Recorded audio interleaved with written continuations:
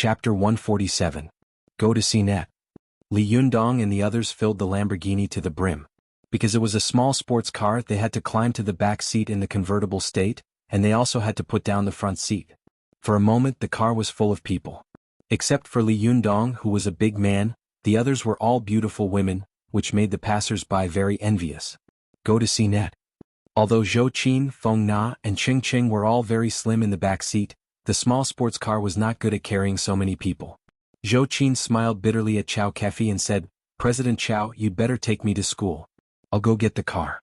I can't stand it." Feng Na also agreed, "Let's eat near the school." Li Yundong smiled and said, "Then let's go to the cafeteria." Chao Kefi laughed and let go of the steering wheel. She clapped her hands and said, "Good, good. I haven't eaten in the cafeteria for a long time. Let's go and miss it." The people in the car were so scared that they shouted, "Drive carefully." Chao Kefi quickly grabbed the steering wheel and smiled embarrassedly. "I was too excited. I'm sorry. I've been away from school for too long. I miss the feeling of school." Li Yundong teased, "You think that eating in the cafeteria will save money?" Chao Kefi said angrily, "Li Yundong, you're wronging me. Do you know how much effort and money I spent to clean up the mess you caused at the Xinyuan Hotel?" Li Yundong hurriedly smiled apologetically and said, "President Chao is beautiful and broad-minded. I'm sure you won't care about a commoner like me." A commoner? Chao Kefi's expression suddenly became very strange. In her opinion, Li Yundong must be a hidden master. Otherwise his skills could not be so terrifying. In any case, there was no way he could be such a commoner. "If you are a commoner, then aren't we all commoners?" Chao Kefi said with a smile. Zhou Qin added, "Li Yundong, you are at best an unruly person who causes trouble all day long." Li Yundong didn't refute her. He chuckled, hugged Su Chan and said, "Look, they're all bullying me. Aren't you going to stand up and uphold justice?" Su Chan straightened up in Li Yundong's arms, waved her small fists and shouted with righteous indignation, "You can't bully Yundong. Only I can bully him." Su Chan's naivety and cuteness made the women in the car burst into laughter. Watch net. Li Yundong also laughed and pinched the girl's cheek. The group of people chatted and laughed as they arrived at the school. It was noon and the afternoon exams had not yet begun. Many students were eating in the cafeteria with books in their arms. Li Yundong couldn't help but feel ashamed of their diligence. "By the way, why didn't you take the exam?" Li Yundong suddenly thought of something and asked. Qing Qing chimed in, "It's all because they were looking for you. They handed in their papers early." Li Yundong said with a sigh, "Alas, this is really unbearable. In fact, I really want to take the exam like you." Zhou Qin smiled and shook her head. Li Yundong, you are really too much. Not only do you not need to take the exam, but you also said such words to annoy us. Look at how hard others study and look at you. You skipped dozens of classes in a semester, and yet you still passed all of them in advance. It's really unreasonable. Li Yundong made an obeisance by cupping his hands and said, "You flatter me. But in my opinion, in fact, in college I have concluded that the more you study, the more you fail." Feng Na laughed and said, "You are really going too far. You don't study yourself, but you are discouraging others' enthusiasm for studying." The group of people chatted and laughed as they walked into the cafeteria. They were all handsome men and beautiful women, so they immediately attracted the attention of almost everyone in the cafeteria. Some of the boys who were eating looked at Li Yundong, who was surrounded by so many beautiful women. Their eyes turned red with jealousy, and they stabbed the spoons in their hands into their rice bowls, as if this could relieve their hatred. Li Yundong found a seat at a large table and sat down. Su Chan, Zhou Qin, Chao Kefi, Feng Na, and Qing Qing followed suit and sat down. For a moment, all the girls around them took their lunch boxes and left their seats one after another, lest they become the green leaves next to the red flowers. Li Yundong was already used to this kind of gaze. He smiled at Feng Na and Zhou Qin and said, "You don't believe my theory? I can prove it with mathematical formulas." Feng Na asked curiously, "Tell us. Let's see what nonsense you can come up with." Li Yundong chuckled and said, "According to your theory, revising equals not failing a subject, and not revising equals failing a subject, right?" The three female students, Zhou Qin, Feng Na, and Qing Qing, listened attentively and nodded.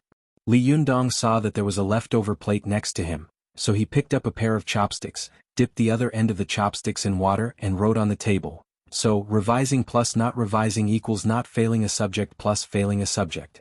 According to the mathematical method, we can extract the common factor so that we can obtain revising equals failing a subject." Then we can divide the scores on both sides. So, revising equals failing a subject.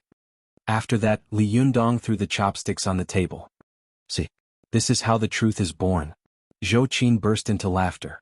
She pursed her lips and said, "What a fallacy." Feng Na and Qing Qing didn't have the consciousness of maintaining the demeanor of a lady from a respectable family like Zhou Qin. They burst into laughter without a care for their image. Feng Na laughed so hard that she pounded the table, and Qing Qing rocked back and forth with laughter. Go to CNET. 7 KOM.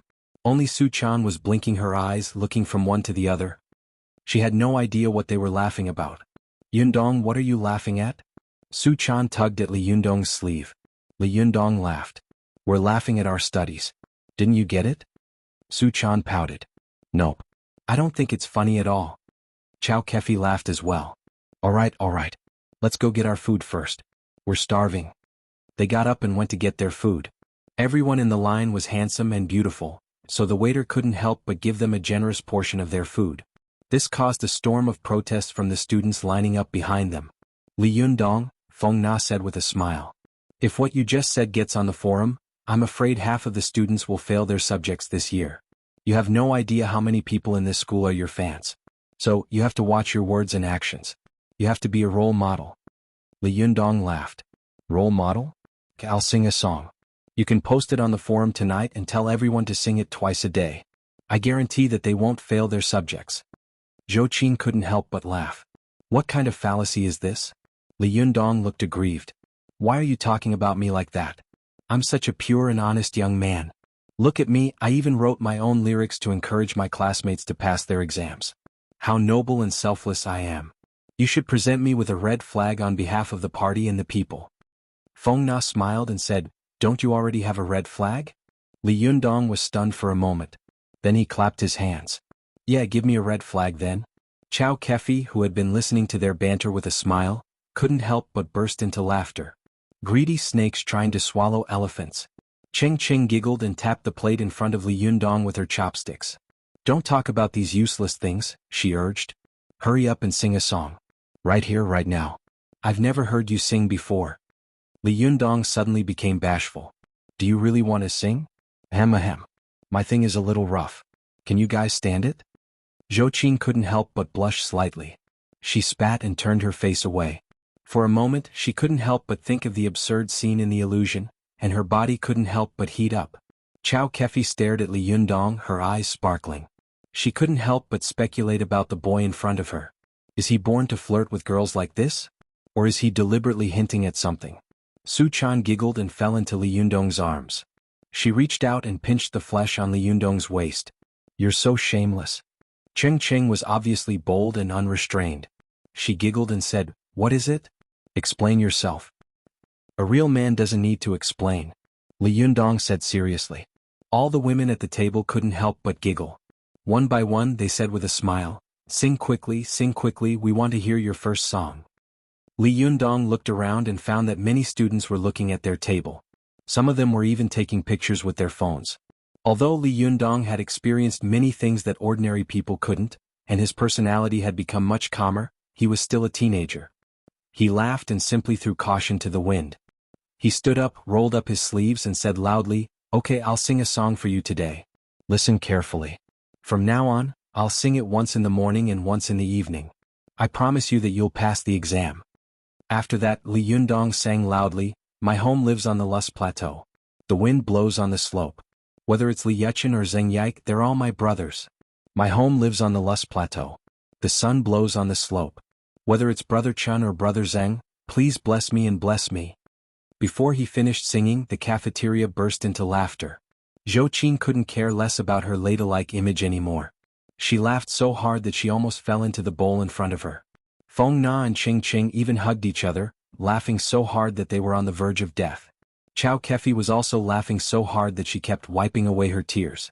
She kept rubbing her stomach, shaking her head and secretly praising Li Yundong.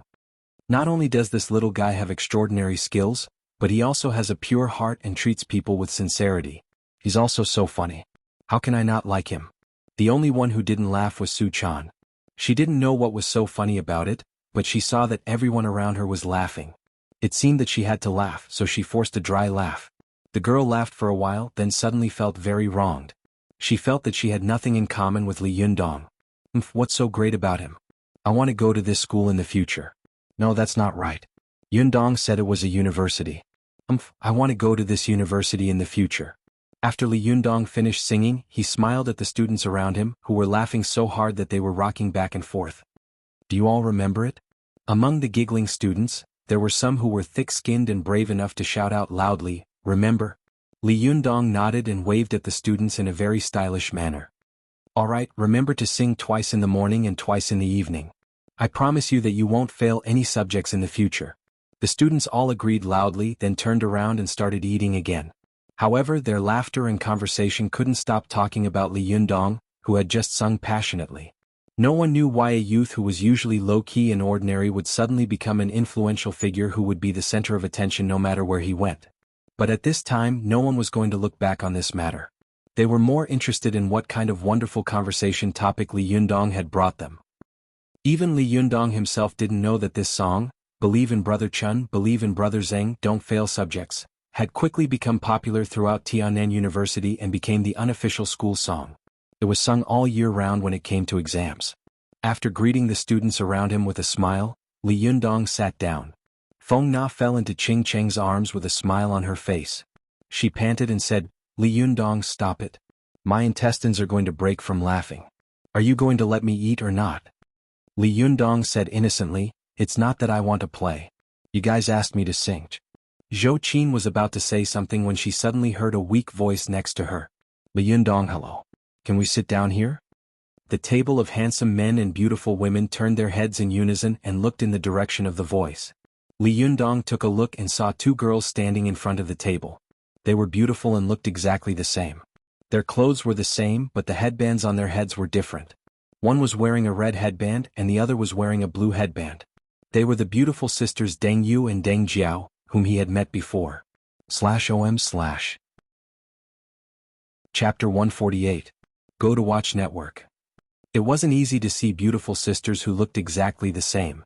Li Yundong recognized them at once. He smiled and said, "Of course you can. Take a seat. Feel free to take a seat." "Wow, that's great. Sister, I told you it would be fine." The girl with the red headband laughed and turned around to tug at the girl with the blue headband. "Watch net. Super under speed. No." The girl with the blue headband smiled shyly, and a trace of shyness flashed in the corner of her eyes. Li Yundong smiled and nodded at the girl with the red headband. "You're Deng Yu, right?" Deng Yu blinked at Li Yundong and said with surprise and joy, "You still remember me?" Li Yundong smiled. "You two are so eye-catching. How could I forget you? And my Su Chan offended you." "Don't mention it again," Su Chan said, holding Li Yundong's arm. "I didn't do it on purpose. You're so annoying." Li Yundong laughed and rubbed the little girl's head. Deng Yu pulled her sister to a seat and handed a notebook to Li Yundong with a smile. I'm actually here for your autograph." Li Yundong took the notebook and smiled. "Didn't you already sign it last time?" "I'm signing it for my sister this time," Deng Yu said with a smile. Deng Jiao, who was sitting next to her, suddenly pulled Deng Yu's arm. Deng Yu giggled and said, "It's okay. You're not the only girl at school who has a crush on Li Yundong." Deng Jiao's cheeks were so red that it looked like they were about to drip blood. She stood up, stamped her feet and said, "How can you be like this? I'm going to ignore you." Then she covered her face and ran out. Li Yundong shook his head and smiled. "How can you treat your sister like this? Here you go. Is there anything else I can do for you?" Deng Yu took the notebook with a smile and said, "It's okay. She may not say it, but she can hold it in for a lifetime. How many years has she been in college? If she holds it in for a few more years, some words will never come out of her mouth." Feng Na couldn't help but laugh. "What about you? Is there anything you want to say? You have to seize the opportunity." Deng Yu blushed, rolled her eyes and smiled slyly. "Even if I wanted to say something, I wouldn't do it here. There are so many beautiful women here. Too stressful." With that, she giggled and waved the notebook at Li Yundong. "Thank you so much. I'm leaving. I still need to be on duty after the exams in the afternoon." Li Yundong smiled and said, "Where are you busy? You didn't eat at McDonald's?" Deng Yu giggled and said, "I'm doing McDonald's too. It's just a part-time job. Anyway, I'm leaving. Watch net." With that, she quickly ran out of the cafeteria and shouted, "Sister, wait for me." Deng Jiao's voice came clearly from outside. I don't want to wait for you, you're so annoying. Li Yundong and the others looked at each other and smiled. Chao Kefi suddenly whispered to Su Chan, so many beautiful girls like Li Yundong. Aren't you jealous? Su Chan raised her head and said proudly, the more people like my master, the more it shows that I have good taste.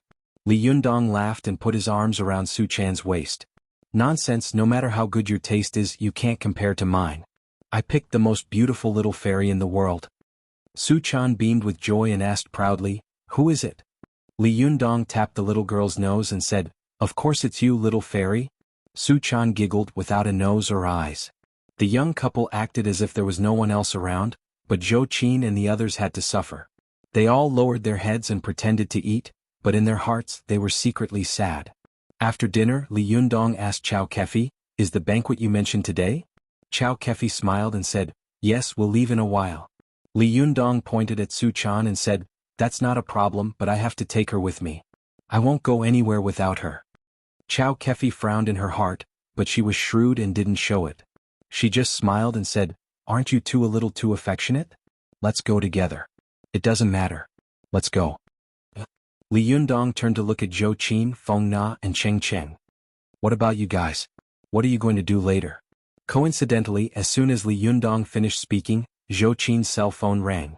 She picked up the phone and listened, and the smile on her face suddenly disappeared. She said with a cold face, what do you want from me? As soon as Zhou Qin's face fell, everyone at the table felt that the air around them seemed to have dropped a few degrees. Li Yundong and Su Chan looked at each other. After a while, Zhou Qin finished listening to the phone with a cold face. After hanging up, she reluctantly smiled at Li Yundong and said, sorry, I have something to do. I have to leave first. After that, she nodded at Chao Kefi, Feng Na, and Cheng Cheng, then quickly walked away. When Feng Na and Cheng Cheng saw that Zhou Qin had left, the atmosphere at the table suddenly became strange. Cheng Cheng pushed Feng Na's arm and Feng Na said with a smile, I've also finished eating. We have an exam in the afternoon, so I'll go back and rest first. Li Yundong smiled and waved at Feng Na and Cheng Cheng. Thank you for today. Feng Na and Cheng Cheng also smiled and waved back, then left together. After watching the two of them leave, Li Yundong said to Chao Kefi, isn't it a little too early for us to go now? Chao Kefi smiled and said, it's okay. I'll take you to change your outfit first. Li Yundong suddenly remembered the shopping spree that had made him bankrupt and vomit blood. He couldn't help but smile bitterly. I have a good outfit, but I don't dare go back to get it. What's going on? Chao Kefi asked in confusion. Su Chan secretly pinched Li Yundong's arm, signaling him not to reveal anything about the cultivation world. Only then did Li Yundong wake up and change the subject. Nothing, let's go now. The three of them left the school gate, got into Chao Kefi's flashy sports car, and ran toward the city center. At this time, in a car with a red flag near Tiannan University, Ziyuan was holding an antique glass mirror in her hand and looking at it attentively. In this ancient mirror, the scene of Li Yundong, Su Chan, and Chao Kefi talking and laughing in the car was reflected. Ziyuan's expression was indifferent, as if she were an otherworldly master, indifferently looking at all the people in the world, watching the threads of shackles and fate entangled together. Ruan Hongling, who was sitting next to her, suddenly pointed at Chao Kefi in the mirror and said, Sister Ziyuan, why does this person feel so strange? Ziyuan nodded and said, this person's 3 souls and 7 spirits are incomplete. Among the 3 souls, the heaven soul and the earth soul are not in his body. Among the 7 spirits, the chi, the power, the essence, and the heroic spirit are also missing. It is indeed very strange. Ruan Hongling said strangely, there is such a person in this world. He can live with only 1 soul and 3 spirits? It's really weird. As she spoke, she suddenly said, Sister Ziyuan, how long are we going to observe him like this? If my magical item stays in his hands for 1 more day, it will cost me more spiritual chi to refine it back in the future. Ziyuan glanced at her faintly. Didn't you say that you were going to take it back yourself? Ruan Hongling suddenly blushed and said guiltily, how can I take it back by myself? Ziyuan stared at the Tongtian glass mirror in front of her, not looking at Ruan Hongling beside her. She said meaningfully, are you really alone? Ruan Hongling knew that she couldn't hide it from her Shiji. She braced herself and said, I'm going to take back what belongs to me. Is that wrong? Ziyuan's tone was cold and she said sternly, you actually went to find the people of the Divine Fist sect to deal with an ordinary person who has not yet reached the Zhuji phase. If this gets out, how will others look at our Lingong sect? Ruan Hongling straightened her neck and said loudly, that guy obviously has a witch by his side. He is also alone. Why can't I find a helper? Moreover, he is the successor of Jindan. How can he be measured as an ordinary person? He roared with chi and I was almost scared out of my wits. Aren't you worried that I will die in his hands? Instead, you are worried that I will hurt your future husband? In your heart, I, a Shiji who has been with you for more than 10 years, am not as good as a newcomer who you have never met. Ziyuan was furious and her two willowy eyebrows slowly raised. However, when she looked at Ruan Hongling's stubborn face, the anger in her heart slowly subsided. She sighed and said, don't talk about the successor of Jindan and husband in the future. I have been observing him these days. I only feel that this person is obsessed with love and can't see through the suffering of the world of mortals. Although he has the help of Jindan, it will be difficult for him to become a great person in the future if he indulges in a pile of powder all day long.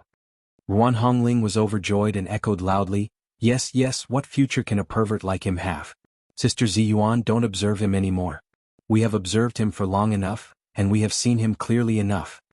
Ziyuan shook her head and said, it is difficult to draw a tiger's bones. You may know a person's face but not his heart. Didn't you say before that this person is a lecherous evil person? But didn't you also see him roaring in the street for an old woman? It can be seen that this person is still quite brave and chivalrous. As long as there is chivalry in a person's heart, he will not be too bad. Even if he goes on a crooked path, he can still turn over a new leaf. Ruan Hongling couldn't help but say angrily, you are just protecting him. I really don't know what is so good about this person that you are so protective of him. Ziyuan was not angry. She sighed faintly and said, I also want to know what is so good about him that he made Master leave such a psalm. Ruan Hongling said angrily, Psalm. 10 years ago when Master died he left behind this psalm. Since then you have been like a devil. Our Lingong sect has declined to the point where we have been bullied by other sects of the same sect, but you have not said a word. As soon as you heard that Jindan had appeared, you immediately went down the mountain. How can there be a Shiji like you in the world? Your little Shiji has been bullied and her magical item has been taken away. Instead of helping her get it back, you are speaking up for the enemy. Ziyuan was silent for a long time. She reached out and wiped the surface of the Tongtian glaze mirror in front of her. Suddenly, the smoke and shadows lingering on the mirror disappeared. She said, don't worry, I will help you get your magical item back tonight. Ruan Hongling was overjoyed and hugged Ziyuan's arm. That's my good Shiji. By the way, you must help me teach that lecher a lesson. Ziyuan did not respond to Ruan Hongling's words. She raised her head and looked ahead with deep and misty eyes, as if she wanted to see through the thick fog of the mortal world to her future destiny and path. After a long time, Ziyuan said faintly, by the way, I also want to get in touch with this Jindan successor and see what kind of person he is. Ruan Hongling was extremely angry when she heard this. She thought to herself, so you did it for that guy. Shiji, what is wrong with you? I am so angry. /OM/ Chapter 149. Go to WatchNet. Chao Kefi had ulterior motives in asking Li Yundong to accompany her to the banquet. In her opinion, Li Yundong not only had superb skills and unpredictable kung fu skills, but also had an outstanding appearance and temperament. If he made a living in the film and television industry, he would definitely be popular. WatchNet. 7K. Moreover, she was running a film and television company. If she could get Li Yundong into the industry and sign him, it would be no different from picking up a cornucopia. Those girls will go crazy for him. Chao Kefi did not doubt her own eyes and thought proudly. After preparing their outfits, Chao Kefi took them to the destination of the banquet. To Li Yundong's surprise, the banquet Chao Kefi took him to was held at the Xinyuan Hotel. Why are you here again? Li Yundong couldn't help but smile bitterly. Chao Kefi smiled bitterly and said, if the production team wants to set it here, what can I do? The production team? Li Yundong asked in confusion. Chao Kefi parked the car in front of the hotel and handed the keys to the valet. Then she led the two of them into the hotel. As soon as the three of them entered the hotel, they immediately attracted the attention of the surrounding people. They were all guessing who this young man who was surrounded by two beauties, one big and one small, was. Li Yundong looked around and said with a strange expression, why do I feel like they're looking at me like they're looking at a Japanese devil? Chao Kefi tried to hold back her laughter. Last time you made their bathroom look like a demolition team. How could they not be wary of you? Li Yundong smiled awkwardly and said, That was just an accident. Su Chan was wearing a rose-red pleated dress that Chow Kefi had chosen for her. She looked elegant and charming. This was the second time she had come to this star-rated hotel. Although her eyes were still very curious, her expression was no longer timid and immature. She followed Li Yundong closely, swaying with each step. Her every movement revealed a peerless and enchanting temperament. Although Chow Kefi herself was also a rare gorgeous beauty, she thought that compared to Su Chan, she lacked the unique purity and beauty of a young girl. When these different temperaments appeared on a woman at the same time, she must be a peerless seductress who could turn all living things upside down. If only Su Chan could also enter the film and television industry. Chow Kefi sighed in her heart. Otherwise she would definitely become a big star all over the world. Unfortunately, Chow Kefi knew very well that this was impossible. Although she hadn't known Li Yundong for a long time, Chow Kefi knew that although Li Yundong looked easygoing on the outside, he was a man with his own bottom line and principles. Moreover, he spoiled Su Chan very much. He would never let Su Chan get involved in the big vat of the film and television industry. Go to see.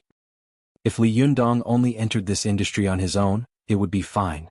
With his strength and Chow Kefi's means, there would be a day when he would stand out.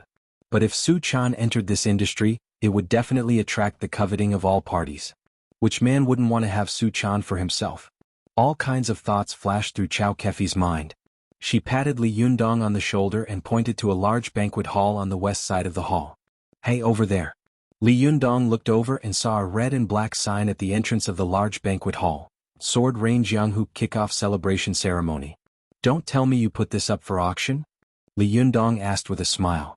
Chow Kefi laughed. How could I have so much money? Nowadays, how can a TV series be filmed without an 8-figure sum? If I had so much money, would I have been chased so badly by the debt collectors? Li Yundong asked in confusion. Then what is this? Chow Kefi laughed. I'm the producer. The producer is someone else. Alright. When we go in later, I'll tell them that you are friends of the media. Li Yundong was stunned. No way. Isn't that a blatant lie? Chow Kefi bumped Li Yundong's arm with her shoulder and smiled slyly. Don't be silly. There will be red packets. Then she led Li Yundong and Su Chan to the door without waiting for Li Yundong to say anything else.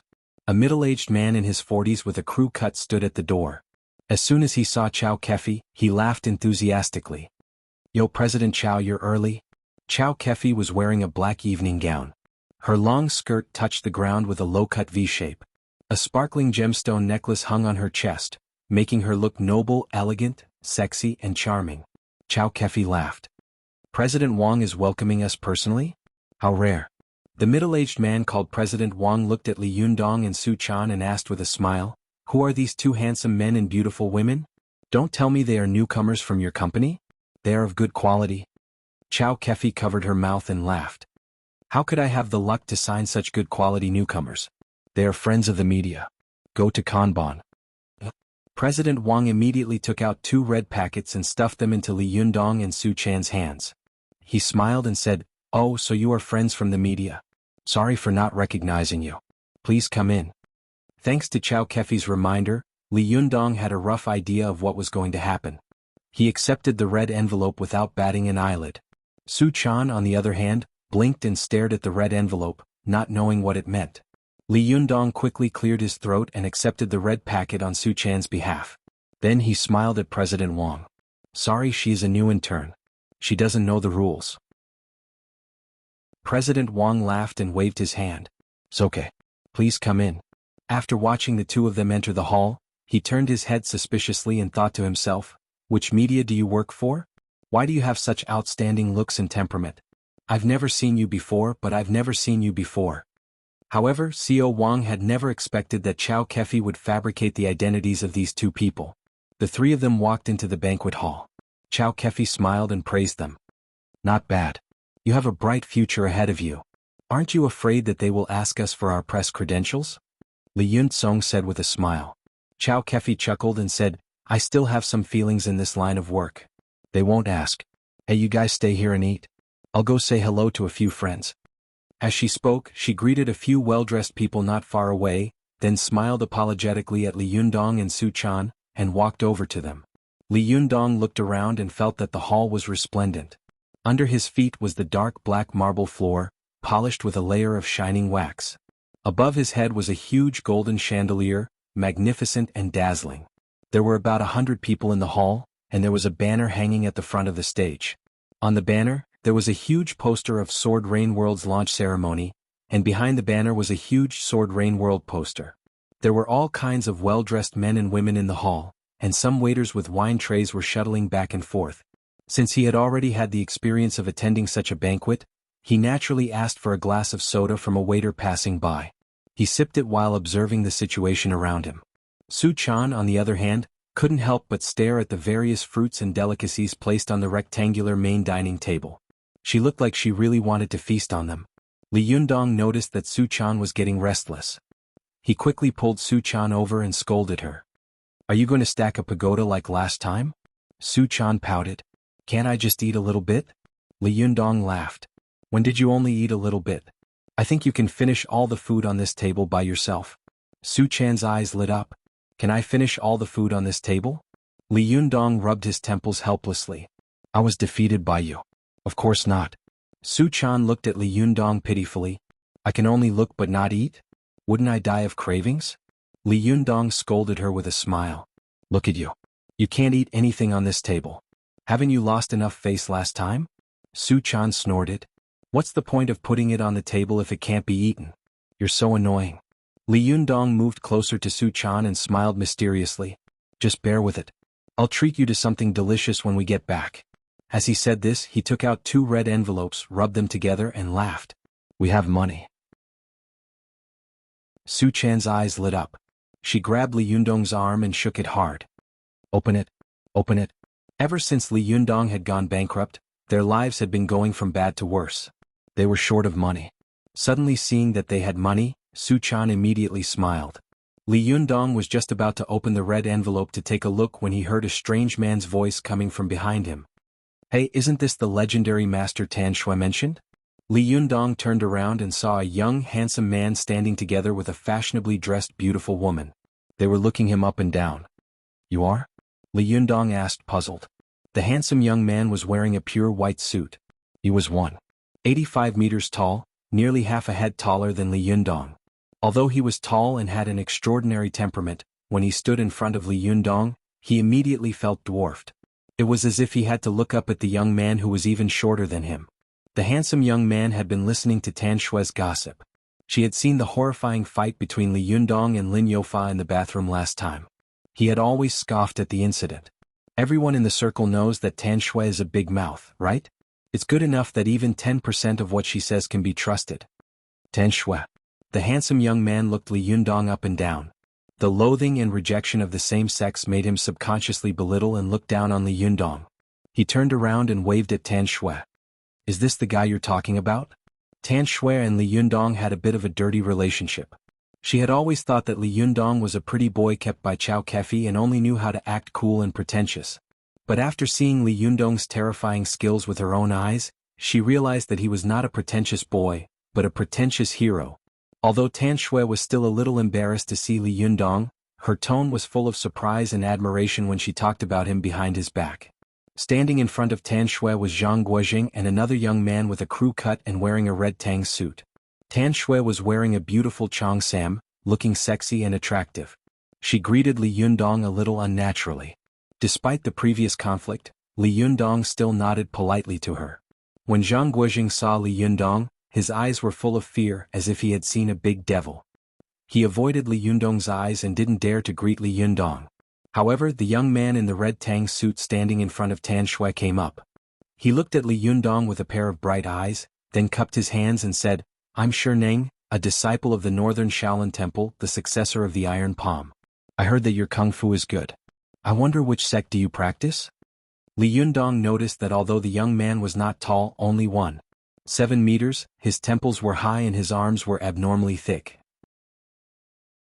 The blood vessels on his forearms that were exposed outside his clothes were as thick as a pinky finger, and his hands were covered with thick calluses. It was obvious that he had practiced the Iron Palm. The handsome man next to Li Yundong said with a smile, "Sherneng, didn't you just say that you wanted to make friends with him and exchange pointers with him? Now your chance is here." Sherneng's eyes lit up and he stared at Li Yundong. "We martial artists are naturally itchy when we meet a strong opponent. Friend, let's have a little exchange? /om/. Chapter 150. Go to the internet? Li Yundong didn't know whether to laugh or cry. He felt like he was like the famous detective Conan. Wherever he went, he would fight with people. However, Conan was a jinx. Wherever he went, people would die. But wherever he went, there would be conflicts and fights. Go to the internet. Go to the internet, could it be that I'm one of the 3 jinxes? Li Yundong laughed at himself in his heart. Li Yundong waved his hand and said, "It's not good to fight here, is it?" Before Sherneng had time to speak, the handsome man next to him added fuel to the fire with a smile. Don't go too far. This place is very spacious, and if the media take pictures we can hype it up. Why not? Li Yundong frowned secretly and looked at the man who had been fanning the flames from the beginning. He said unhappily, "Who are you?" Before the man had time to speak, Su Chan suddenly pointed at him and said loudly, "Ah, I know you. You are Guopeng." Guopeng had been secretly paying attention to Su Chan. When he saw that Su Chan had recognized him, he was secretly overjoyed. He tried to control his emotions, but he couldn't hide the smug smile at the corner of his mouth. "You know me? Have you watched my TV series?" Su Chan nodded like a chicken pecking at rice. Yes. Guopeng couldn't help it anymore. He smiled proudly and said modestly, "Alas, it was a film 1 or 2 years ago. It was not good. I let you laugh at me." But his expression was like a proud male peacock showing its beautiful feathers, like a peacock spreading its tail. Whether it was his eyebrows or the corners of his mouth that were raised proudly, it seemed to be saying, "Praise me, worship me." After listening to him, Su Chan nodded vigorously and said, "Well, it really doesn't look good. You acted so silly in it." The gap was so big that Guopeng's smile suddenly froze. Tan Shui, who was not far from him, laughed out loud. Even the woman standing next to him couldn't help but cover her mouth and snicker. Go to the internet. Li Yundong held back his laughter, glared at Su Chan and pretended to be angry. What nonsense are you talking about? He pulled Su Chan behind him and hit her. Then he reached behind him and gave her a thumbs up, indicating that she had done a good job. The corners of Guopeng's eyes twitched. He forced a dry laugh and said, "I already said it was taken in the past. It's very immature. See." After that, his eyes fell on Li Yundong again and he said, "Tan Shui tried her best to praise your skills in front of us. Today, in front of so many people, why don't you show a few moves? Don't you want to give face to so many people?" Li Yundong frowned. Before he could say anything, Sherneng smiled and said, "If you're afraid of getting hurt, we can fight with words." Guopeng immediately asked, "What is a battle of wits?" Sherneng smiled but didn't say anything. He waved at the waiter beside him and whispered a few words in his ear. The waiter nodded and quickly walked away. After about a few minutes, the waiter came over with a rattan cup made of rattan. "Is this it?" Sherneng took it with a smile and said, "Yes, thank you." As he spoke, he handed over a 50 yuan tip. The waiter took it with a smile and turned to leave. Sherneng shook the rattan cup in his hand at Li Yundong and smiled. He was not in a hurry to explain. He held the rattan cup full of holes with both hands, called a waiter and said to the waiter, "Please bring me a bottle of water." The waiter was puzzled but he still did as he was told. He went to the cabinet and took a thermos flask. Sherneng said to the waiter, "Pour water into the cup in my hand." The waiter was shocked. Not only him but even Tan Shui and the others not far away were moved. They all came closer and stared at the rattan teacup in Sherneng's hand with wide eyes. Li Yundong looked at Sherneng calmly, and his attention was also on the teacup made of small rattan. It was better to say that it was a teacup set than a teacup, because it was full of diamond-shaped holes. Although each hole was only a little big, after the water was poured in, it would immediately leak out.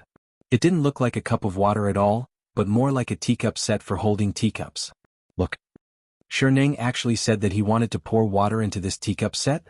Wasn't he afraid of scalding his hands? What was this guy up to? The waiter hesitated and didn't dare to pour water into the rattan cup full of holes. Sherneng smiled and tried to persuade him, but the waiter still shook his head and didn't dare to. Sherneng couldn't help but glare at him and shout in a low voice, "If I tell you to pour it, then pour it. If something happens, it's my own business." Although Sherneng practiced external martial arts, his body was full of essence and qi. With this glare, the waiter trembled all over. He subconsciously picked up the water bottle, pulled out the cork and poured the water into the rattan cup. Color. Super_speed. Faster. The people around suddenly widened their eyes and looked at the cup in Sherneng's hand. They seemed to have seen Sherneng screaming because of the heat in the next second. However, as soon as the water poured into the rattan cup, it was as if it had been poured into a porcelain cup. Not a single drop of water leaked out. Sherneng held the rattan cup with both palms. His face was slightly red, and the blue veins on his forehead were bulging. He seemed to be trying to control his qi, but at this time, almost everyone's attention was focused on the rattan teacup in his hand, and no one noticed his abnormality. Isn't it amazing? Tan Shui's eyes widened and she couldn't help exclaiming in a low voice.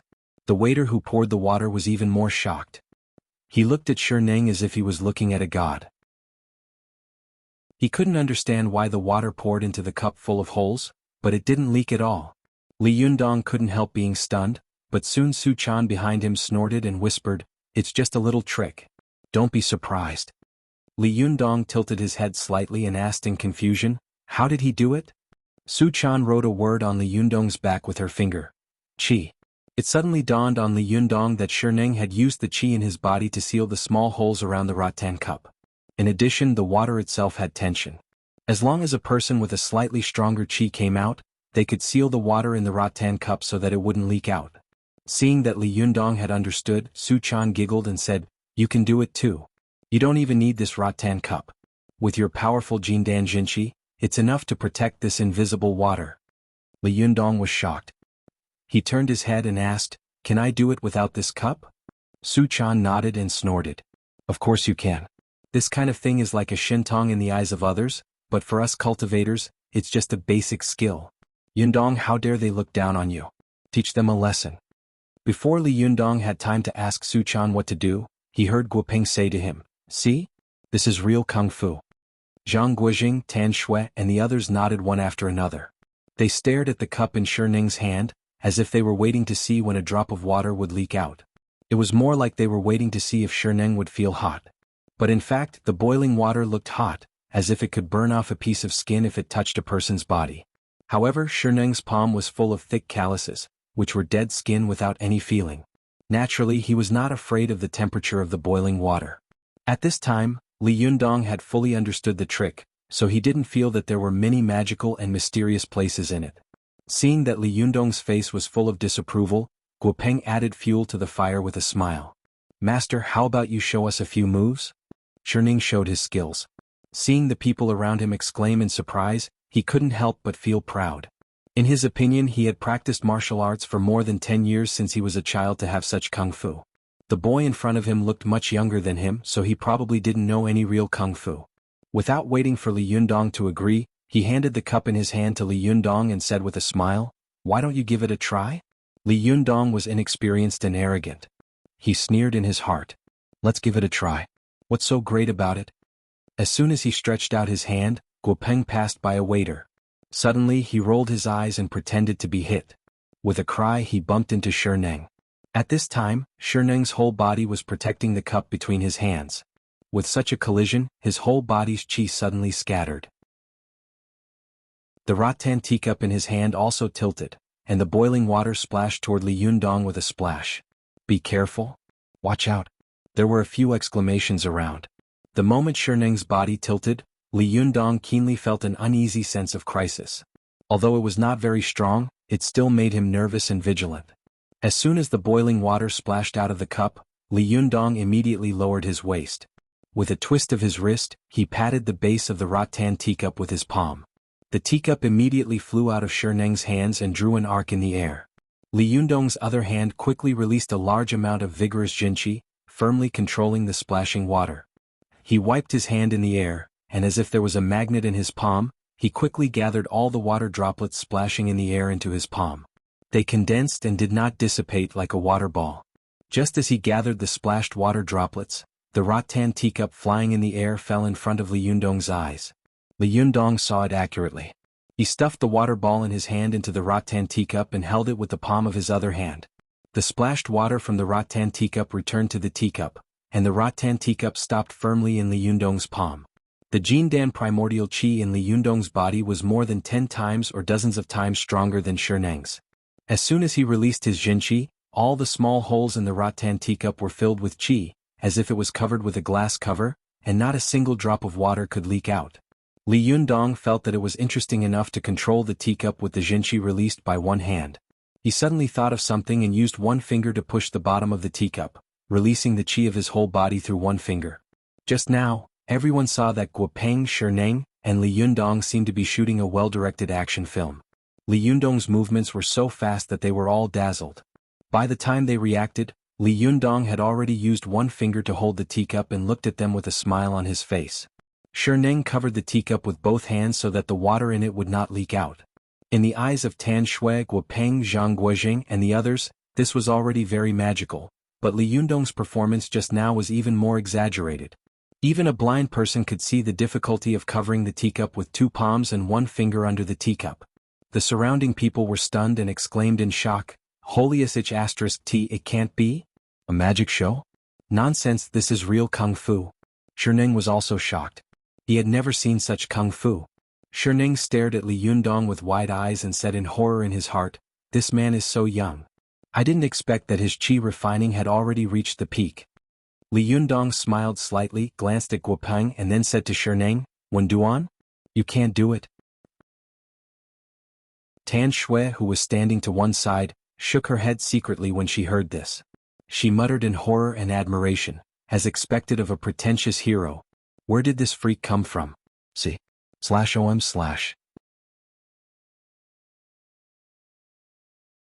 Chapter 151. Go to Watch Network. After all, Li Yundong was young and aggressive. His words made Sherneng's face suddenly turn red. Go to Quan Net. 7KOM. Net. Super_speed. More. No. As a Shaolin disciple, Sherneng joined the film and television industry. He had a good image and excellent kung fu. Although he entered the industry as a martial arts master, he was quickly noticed by the director and was regarded as a potential stock of the new generation of martial arts stars. It didn't matter if he lost the battle of culture at such a banquet, but he couldn't accept such a thing being said to him. Everyone in the entertainment industry had a big mouth. If they said something here today, it would immediately spread to everyone's ears tomorrow. Sherneng thought to himself, if this gets out, how can I survive in this circle in the future? No, I must get back at him today. Although the qi refining realm Li Yundong had shown shocked Sherneng, he didn't think that Li Yundong could beat him. There was a saying in the martial arts world, those who can speak may not be able to practice, those who can practice may not be able to fight, and those who can fight may not be able to speak, let alone practice. A few years ago, domestic experts went to Thailand for an exchange, but they were beaten so badly that they came back. Why didn't a so-called master come out to turn the tide? Nowadays, the masters were more talkative and good at practicing, but they all cherished their own feathers. None of them could fight. In the last Wulin convention, a fighting enthusiast who had learned Sanda for 3 years challenged a so-called master. As a result, he beat the opponent black and blue with just a few punches and kicks. It could be seen that practicing moves on a daily basis and fighting in real life were two different things. Some masters practiced pushing hands and qigong like immortals, but once they fought, they were not as good as a wrestler who had only learned Sanda for a few years. Sherneng felt that with his actual combat experience, he might be able to win if he competed with the boy in front of him in a fight. Sherneng had made up his mind. He immediately took a deep breath and got rid of the shock and fear in his mind. He calmed himself down and said in a deep voice, I can't fight with words. How about we try fighting with words? As he spoke, he reached out and grabbed Li Yundong's hand that was holding the teacup. Sherneng's grab seemed simple, but in fact, it was full of evil intentions. His thumb was clasped inside his palm, his index finger was slightly bent, and his ring finger was clasped inside. Once he grabbed the opponent's wrist, his thumb, index finger, and ring finger would immediately grab the Yanggu, Yangqi, and Yangshi acupoints on Li Yundong's wrist. Yang Valley, Yang Pond, and Yang Stream, as their names suggested, were valleys, ponds, and streams where Yang Qi flowed. The capacity of Yang Qi that could flow through these three places was different, so there was the division of valley, pond, and stream. Watch Net. 7KOM. As long as these three places were buckled, the Yang Qi of the human body would not be able to run to the hands. In this way, the strength and Qi of the human body would naturally not be able to be transmitted to the wrists. The rattan teacup on Li Yundong's fingers would immediately fall, and the boiling water would spill out. Naturally, Li Yundong would make a fool of himself and Sherneng would get his face back. In the blink of an eye, Sherneng's wishful thinking was not bad. He not only got his face back without batting an eyelid, but he also didn't hurt Li Yundong, preserving his demeanor. But the only thing he didn't expect was that Li Yundong had fought a few times with the gangsters, survived under the threat of guns, and then fought 2 battles with Lin Youfa. During this period, the actual combat experience he had accumulated was only a lot more than Sherneng. Seeing the other party's hand coming over, Li Yundong flicked his fingers slightly, flicking the teacup in his hand up, and then immediately stretched out his hand. His index finger was like a javelin as it pierced towards the Laogong acupoint on the other party's palm. If the Laogong acupoint was pierced with Li Yundong's Qi training Kung Fu, Sherneng wouldn't be able to lift his arm again within an hour. Sherneng was slightly surprised by Li Yundong's response.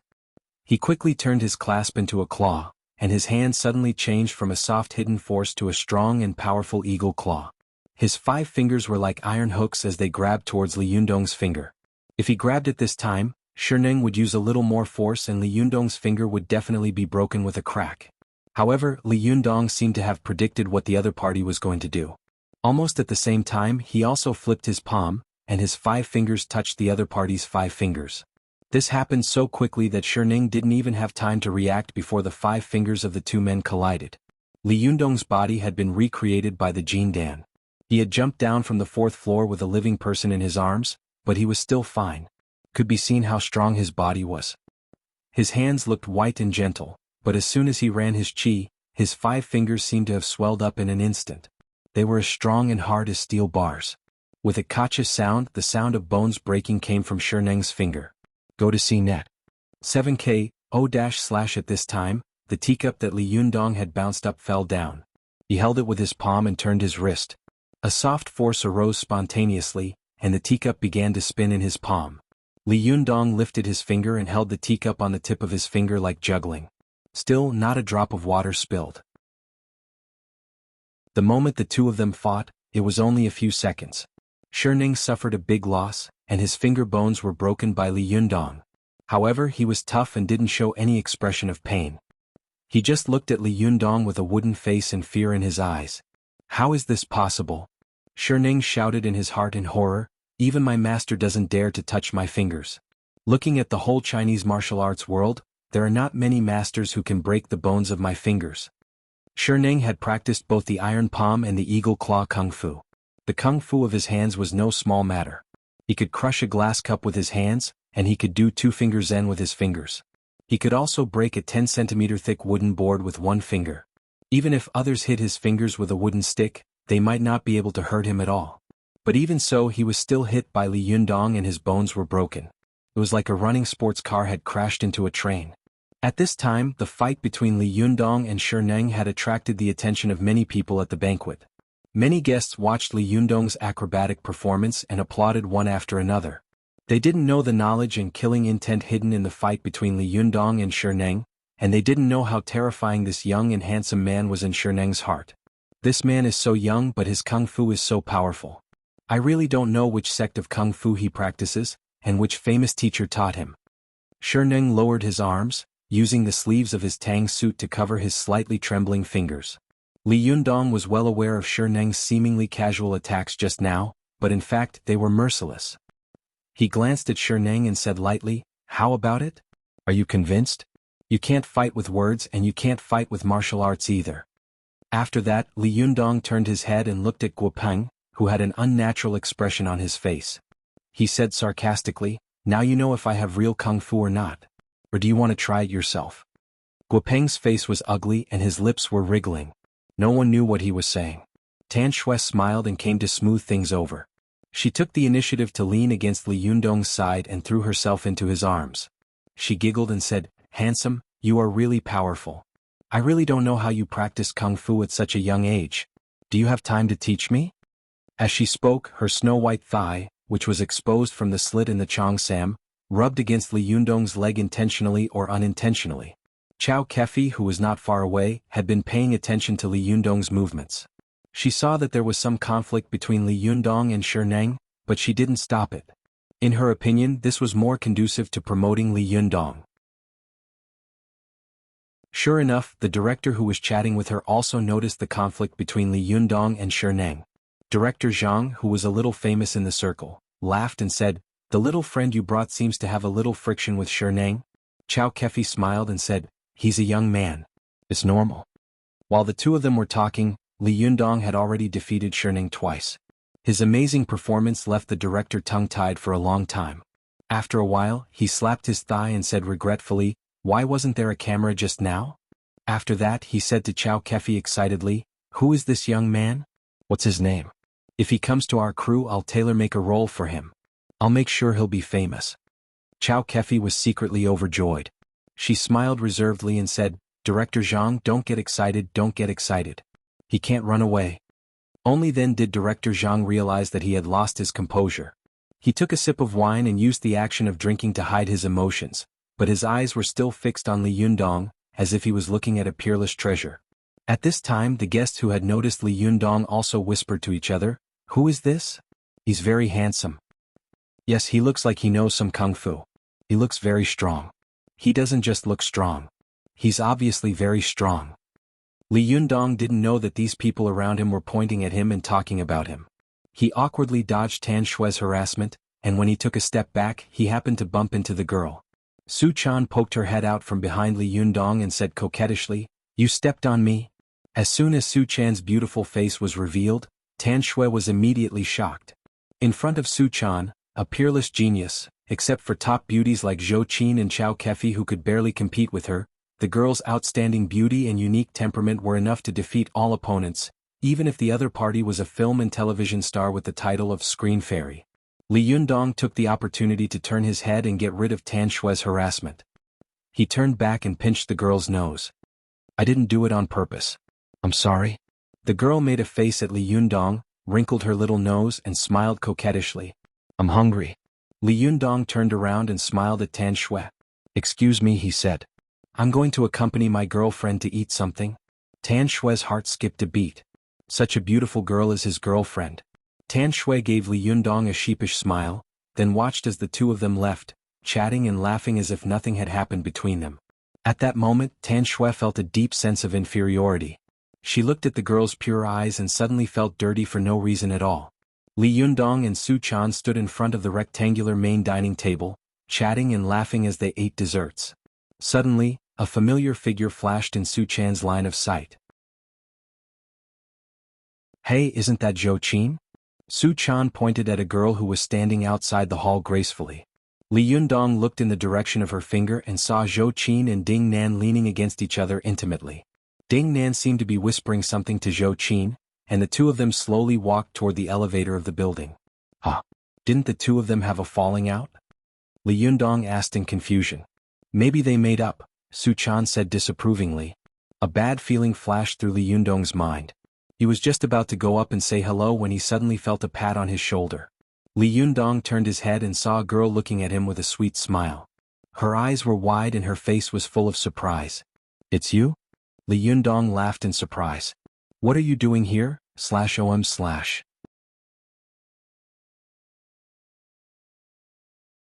Chapter 152. Go to CNET. The girl standing in front of Li Yundong was none other than Deng Yu, whom he had met in the cafeteria at noon. This beautiful twin sister was wearing a milky yellow waitress uniform, which made her figure appear graceful. Her usual youthful and inexperienced student aura was covered up by the well-ironed uniform, and she had the temperament of a uniformed girl out of thin air. Go to CNET. 7 km. Net. Super under speed. More. No. Deng Yu's eyes curved into arcs. "I'm the one who should be asking you.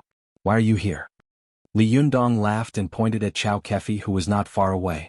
"President Chow brought me here to broaden my horizons." Deng Yu glanced at Chow Kefi and suddenly covered her mouth with her fingers. "Ah, you mean the person who had lunch with you in the cafeteria was President Chow? Oh, you are so charming. You can actually make someone like President Chow eat with you in the cafeteria. Amazing, amazing, amazing." Li Yundong waved his hand and laughed. "Now it's your turn to tell me why you are here. You said you were on duty in the afternoon. Don't tell me it's here?" Deng Yu smiled sweetly. "Yes, I was handing out flyers on the street the other day and saw that the Xingyuan Hotel was hiring summer college students, so I signed up. Not only me but my sister is also here." Deng Yu waved at her sister, who was not far away from her. The shy Deng Jiao also waved at Li Yundong slightly, a faint lilac smile appearing at the corner of her mouth. If it weren't for Li Yundong's amazing eyesight, he wouldn't have been able to see this small movement at all. Hey, you two sisters work here? It's so rare to see you here. Li Yundong was about to say something else when the foreman suddenly waved at Deng Yu. Deng Yu said in a hurry, "Oh, I have to go. You have fun here by yourself. I'll talk to you later." Then she turned around and walked away quickly. But after taking 2 steps she seemed to think of something. She turned back and waved at Su-chan. "And you have fun too." Su-chan waved at Deng Yu with a smile, then said to Li Yundong with a smile, "Yundong, you have so many friends. How can you meet them everywhere?" Li Yundong turned around and looked at the hall. "By the way, where are Zhou Qin and Ding Nan?"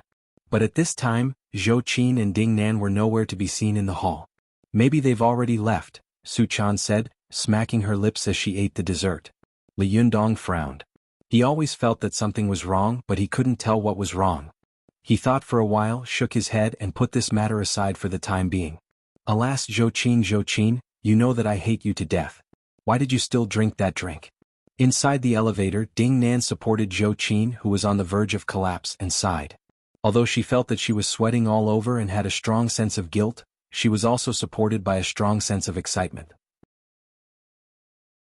She held Zhou Qin's body and made sarcastic remarks from time to time. "Watch net. 7 km. You're just too confident. As soon as I asked you out, you came without any explanation. You always look like you have the overall situation in your hands. You were like this when Zhao Yujin pointed a gun at you, and you were like this just now. Please save it." Ding Nan sneered. "Do you know what I'm going to do later?" Zhou Qin looked like she was in a daze, and her hands and feet seemed to be unable to use any strength. She struggled and said, "Ding Nan, don't get yourself into trouble." "Get myself into trouble?" "Ah." Ding Nan sneered. "On the contrary, except for you, everyone has to applaud my decision. Including your powerful father behind you." With a ding-dong the elevator rang. Ding Nan carried Zhou Qin's body slowly to room 1503 on the 15th floor. She pressed the doorbell. After a while, the door creaked open, revealing a gloomy face. It was He Xiao. Ding Nan carried Zhou Qin into the room and threw her on the bed. She squatted down and patted Zhou Qin's cheek. "Look carefully. This is your fiancée." Ding Nan crossed her legs on the bed and smiled proudly at He Xiao. "I've got her for you. Anyway, she's a woman you haven't married yet. You can do whatever you want with her. After this the rice will be cooked. You have to remember how good I am as a matchmaker." He Xiao stood at the side and rubbed his chin with one hand. He didn't answer, but he kept looking back and forth between Zhou Qin and Ding Nan with an evil smile on his face. Zhou Qin collapsed on the bed, and her eyes were filled with anger. "Ding Nan, you're crazy." Ding Nan raised her head and laughed out loud. "I'm crazy? Maybe so. Zhou Qin, didn't I tell you before? An excellent man is like a treasure without an owner. Any woman wants to take it for herself. This is a war. Since it's a war, we have to be unscrupulous and merciless." As she said this, Ding Nan bent down and pinched Zhou Qin's chin hard. Her beautiful face suddenly became ferocious. She lowered her voice and roared like an angry lioness, "You taught me this before, Zhou Qin. In the past you asked me to be your shield. Now, it's your turn to taste what it's like to be insulted." Zhou Qin gritted her teeth and said, "Aren't you afraid that I'll take revenge on you later?" "Revenge?" Ding Nan laughed out loud. She took out a check from her bag. "This is the deposit that young master he promised me. When it's done there will be more. What's more, didn't I tell you before that you and young master he are in a relationship? I'm afraid that everyone but you will be happy." As she said this, Ding Nan sneered. "Including Li Jiandong, who you've been pestering. Don't worry, he will never feel the slightest bit of pity for a woman like you. A woman like you exudes cold-bloodedness and cruelty from a powerful family from head to toe." The blurred look in Zhou Qin's eyes gradually disappeared, replaced by a deep and chilling indifference and sarcasm. She said coldly, "You are too vicious, Ding Nan. I didn't realize that you were such a vicious woman." Ding Nan was caught in a kind of self-satisfaction and self-expansion. She had been living in the shadow of Zhou Qin, living in darkness and compromising. But now, she had the pleasure of trampling Zhou Qin under her feet and letting her do whatever she wanted. This feeling made her lose her usual sharp observation skills, and for a moment she became complacent. "Go to see the net." Chanjon. Ding Nan laughed. She pointed at Zhou Qin and scolded, "I'm vicious? Bah, back on the rooftop you could say that you wanted me to die and let you live. Now you have the face to say that I'm vicious? Aren't you just relying on your money and power to manipulate a girl like me who has no money and power at will?" The more Ding Nan spoke, the angrier she became. She raised her hand and slapped Zhou Qin's face, but just as she was about to slap down, she was caught by young Master He. Ding Nan looked back and saw young Master He smiling evilly at her and saying, "You can't hit a woman." Ding Nan angrily broke free from young Master He's hand. Then she looked at Zhou Qin coldly and said, "Zhou Qin, you can enjoy it here slowly. Even if you shout until your throat is broken, no one will come to save you." After saying that, she turned around and was about to leave. But at this time, as soon as she took a step forward, she felt dizzy and her hands and feet seemed to be out of control. Just as she was at a loss, Ding Nan suddenly saw Zhou Qin sit up on the bed on her own. This shock was no small matter. Ding Nan felt as if someone had punched her in the heart. Her legs involuntarily went soft, and her body fell limply to the side of the bed. In the room, young Master He couldn't hold it in any longer and burst out laughing. Zhou Qin sat up straight and looked at Ding Nan with pity in her eyes. She closed her eyes slightly and took a deep breath. When she opened them again, the pity in her eyes no longer existed. Instead, it was replaced by a terrible indifference. "You must find it very strange that I can still sit up on my own, while you fell limply." Zhou Qin stared at Ding Nan, who had a frightened expression on her face, and said lightly. The sudden reversal of the situation, whether it was mental or physical, was unacceptable to Ding Nan. She looked at Zhou Qin in fear and said in a hoarse voice, "What did you do to me?" Zhou Qin sneered and said, "Whatever you did to me, I did to you." "Yes, you're right. I'm very confident, but what you said is not completely correct. I'm not only confident but also conceited. So I really didn't expect you to dare to do anything to me." As she said this, Zhou Qin raised her head and looked meaningfully at young Master He, who was watching the two girls with interest. "It wasn't until young Master He called me that I knew you were so bold. In order to get rid of me, you really did it by hook or by crook." As Zhou Qin spoke, she leaned forward slightly and said in a cold voice, "Even if you get rid of me, will you be able to get Li Yundong?" Although Ding Nan's body was not in good condition, her mind was still clear. She laughed out loud and said, "Only you are my formidable opponent." "Suchan? That naive little girl, what does she know? After living with Li Yundong for so long, one of them is still a virgin, and the other is still a virgin. I'm dying of laughter. As long as I kick you out, with my means I can naturally capture this boy easily and control him." Zhou Qin sneered and said, "You really think highly of yourself?" Ding Nan yelled hysterically, "Isn't that right? If young Master He hadn't told you, would you be so proud now?" As she said this, Ding Nan stared at young Master He with resentment. She gritted her teeth and said, "Why did you betray me? If you have Zhou Qin, won't you get everything you want?" Young Master He laughed. He rubbed his chin and said, Ding Nan, you think you know Zhou Qin very well, but in fact, as a childhood sweetheart who grew up with Zhou Qin, I am the person who knows Zhou Qin the best in the world." As he said this, he looked at Zhou Qin with a complicated expression. His eyes were filled with love, hate, respect, and fear for this girl. "I grew up in the same courtyard as her. Ever since I was young, Zhou Qin had a temper that would rather break than bend." Young Master He pulled a chair and sat down, then said leisurely, "When she was 10 years old, Uncle Zhou wanted to take her to move. Zhou Qin refused to leave the courtyard of the municipal party committee.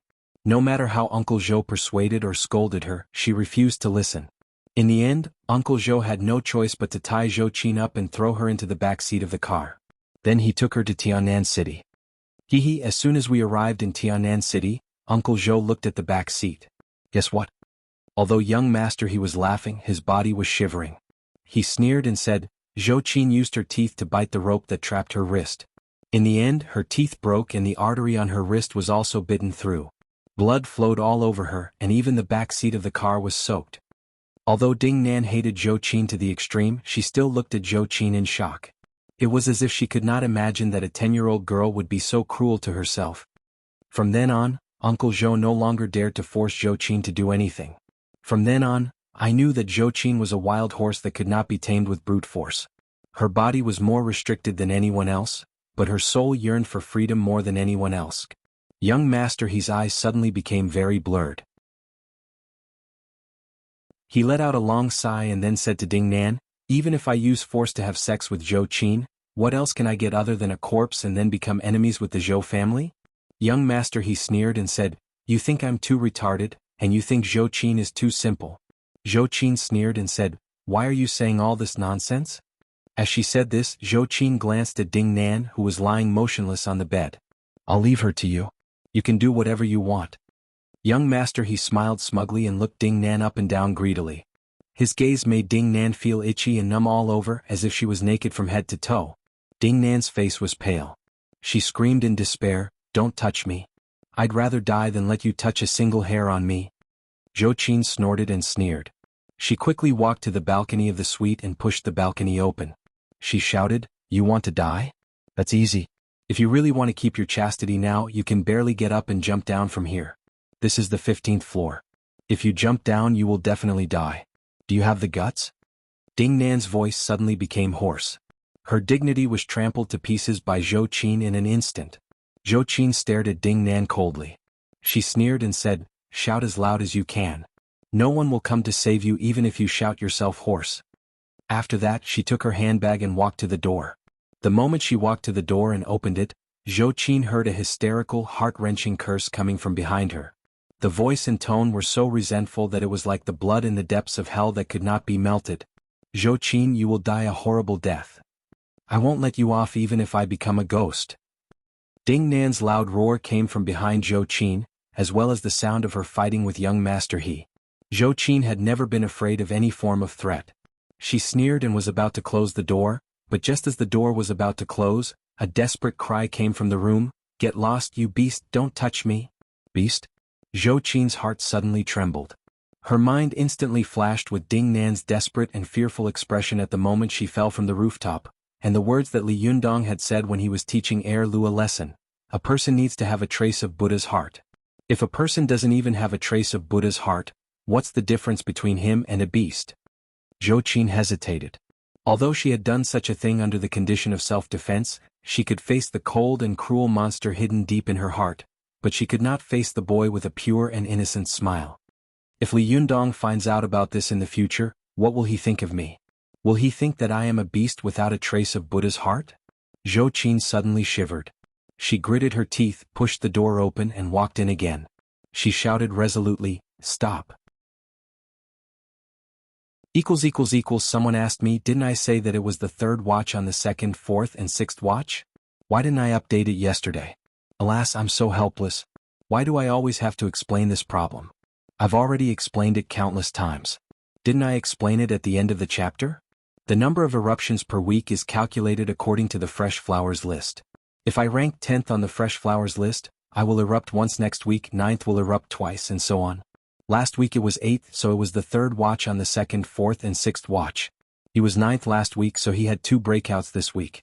If he was 10th this week, he would only have 1 breakout next week. If he didn't make it into the rankings, he wouldn't have a breakout.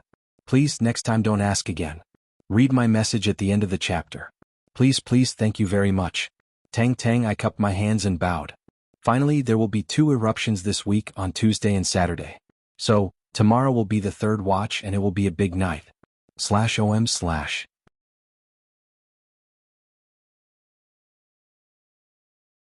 Chapter 153. Go to Watch Network. Zhou Qin's shout stunned young Master He, who was trying his best to peel off Ding Nan's clothes. He raised his head and looked at Zhou Qin in confusion. "What's wrong?" Zhou Qin said with a cold face, "Let her go." Young Master He couldn't help but be furious. He let go of Ding Nan, whose clothes were in a mess, and stood up. "What are you doing? Didn't we agree?" Before he could finish speaking, Zhou Qin slapped him and said fiercely, "I'm going back on my word, okay?" As she spoke, she helped Ding Nan up and walked out step by step. Young Master He was the only one left sitting on the ground, covering his face and staring at the backs of the 2 of them as they left. Ding Nan's face was covered in tears. Her feet were weak and her body swayed with every step she took. She looked very weak. Although she had been rescued by Zhou Qin, she still gritted her teeth and said, "Zhou Qin, don't think that I will be grateful to you for this." Zhou Qin snorted and said, "Who cares about your gratitude?" Ding Nan said in a venomous voice, "If I have another chance, I will do something to you again. Listen up."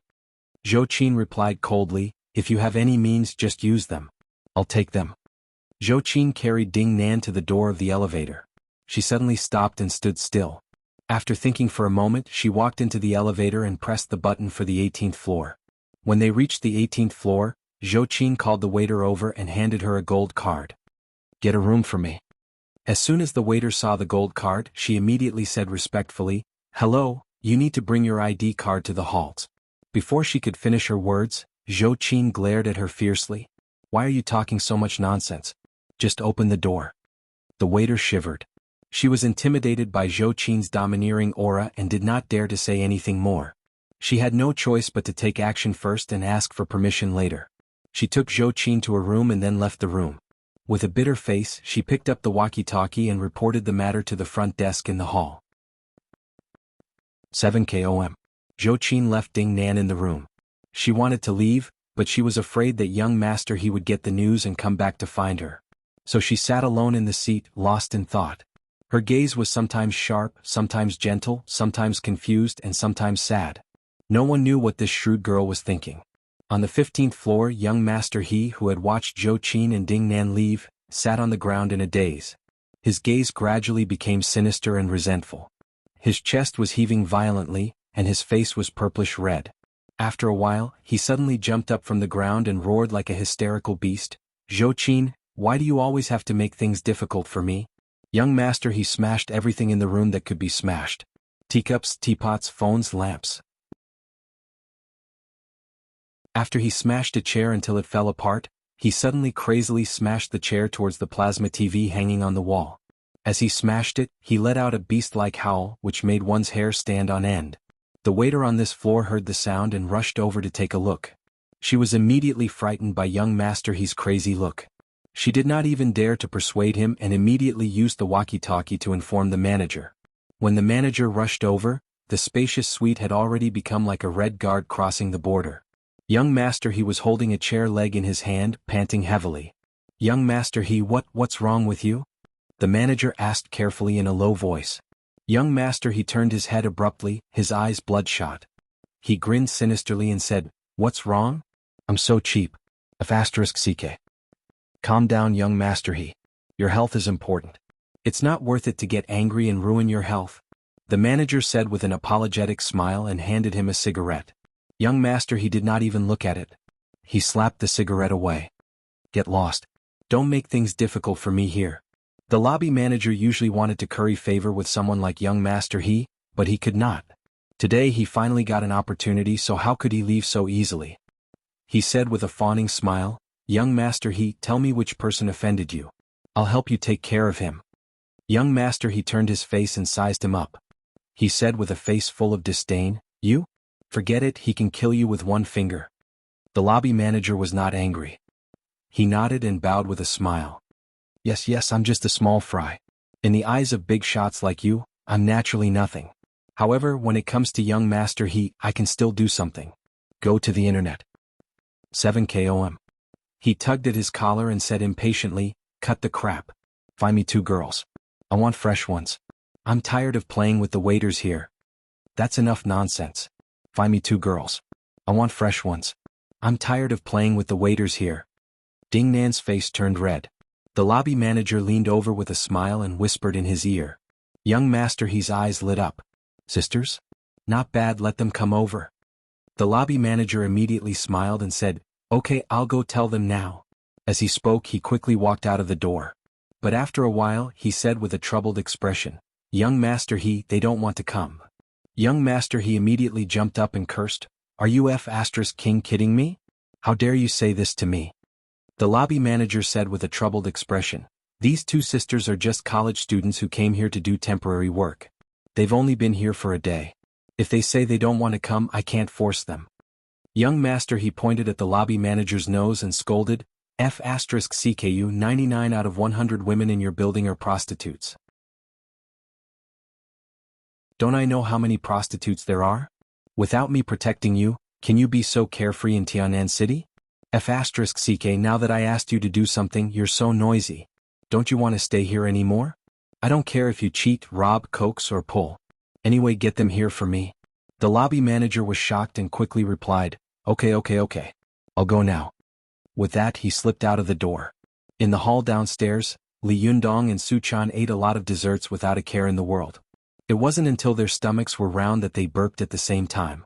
They looked at each other and smiled. Only then did they stop eating. Li Yundong looked at Su Chan and smiled as he reached out to touch the little girl's slightly bulging belly. Girl, how many months old are you? Su Chan did not dodge. Instead, she said in an enchanting and coquettish voice, "It's been 3 months. Sir, you have to be responsible for me." Li Yundong deliberately pretended to be surprised. He bent down and pressed his ear against the little girl's belly. "Oh, it's been 3 months. Let me hear it. Do you know how to kick now?" Su Chan giggled and shrank back. "Idiot, it's only the size of a thumb for 3 months. You can't see it from the outside at all." Li Yundong straightened up, nodded to Su Chan and said with a smirk, "You know a lot. It seems that you have experience. Tell me honestly, whose child is it?" After that, he rushed over and held the little girl in his arms. Being hugged by Li Yundong, Su Chan suddenly felt hot all over. She turned her head and said shyly and angrily with the corners of her eyes, "Let go, so many people are watching." Li Yundong looked up and saw that many people around were looking at the two of them in a daze. Some of the women who had wanted to talk to Li Yundong had also stopped in their tracks.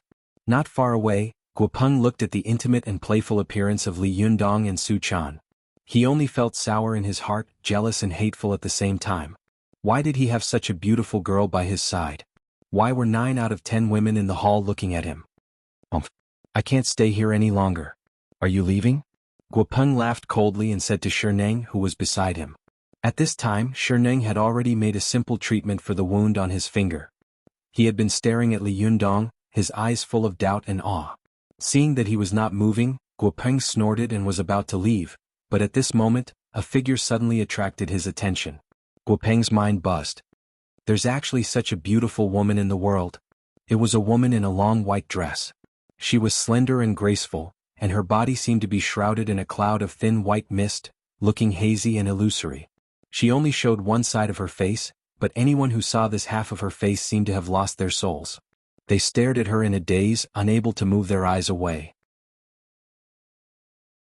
In their hearts they were both amazed and confused. What does such a beautiful woman look like? As a martial artist, Sherneng knew the harm that women could do to their bodies, so he had never been close to women. However, when he saw this woman, he was still shocked and his mind went blank. Not only the two of them but all the people in the hall stopped talking for a moment. Everyone's eyes were focused on this woman. They were all shocked by her beauty and collectively lost their voices. Even Li Yundong, who was talking and laughing with Su Chan, noticed the abnormality around him. He looked around and found that everyone was looking behind him. He turned his head in confusion, and his eyes widened in an instant. A thought flashed through his mind uncontrollably. Is this woman a fairy who has descended to earth? How could she be so beautiful? Su Chan, who was beside Li Yundong, also curiously poked her head out to take a look. This time, Su Chan was scared out of her wits. Her teeth were chattering and she shouted loudly and fearfully in her heart, "How could it be her? How could she chase after me?" After all, Li Yundong had succeeded in qi refining and his mind was firm. Although he was shocked by Ziyuan's appearance at first, he quickly reacted. He felt Su Chan trembling slightly behind him, so he couldn't help turning his head to look at her. He saw Su Chan clutching his clothes tightly, as if she was afraid that he would run away. The little girl stared at Ziyuan in fear, as if she had seen the most terrifying devil in the world. Li Yundong asked in confusion, "What's wrong with you?" Su Chan said in a trembling voice, "This is Jinren Ziyuan, the eldest Shiji of the Linggong sect of Jingyi school. She reached the Yuanying phase at the age of 20. She is the strongest master of the younger generation in the cultivation world. She's here to catch me. /om/.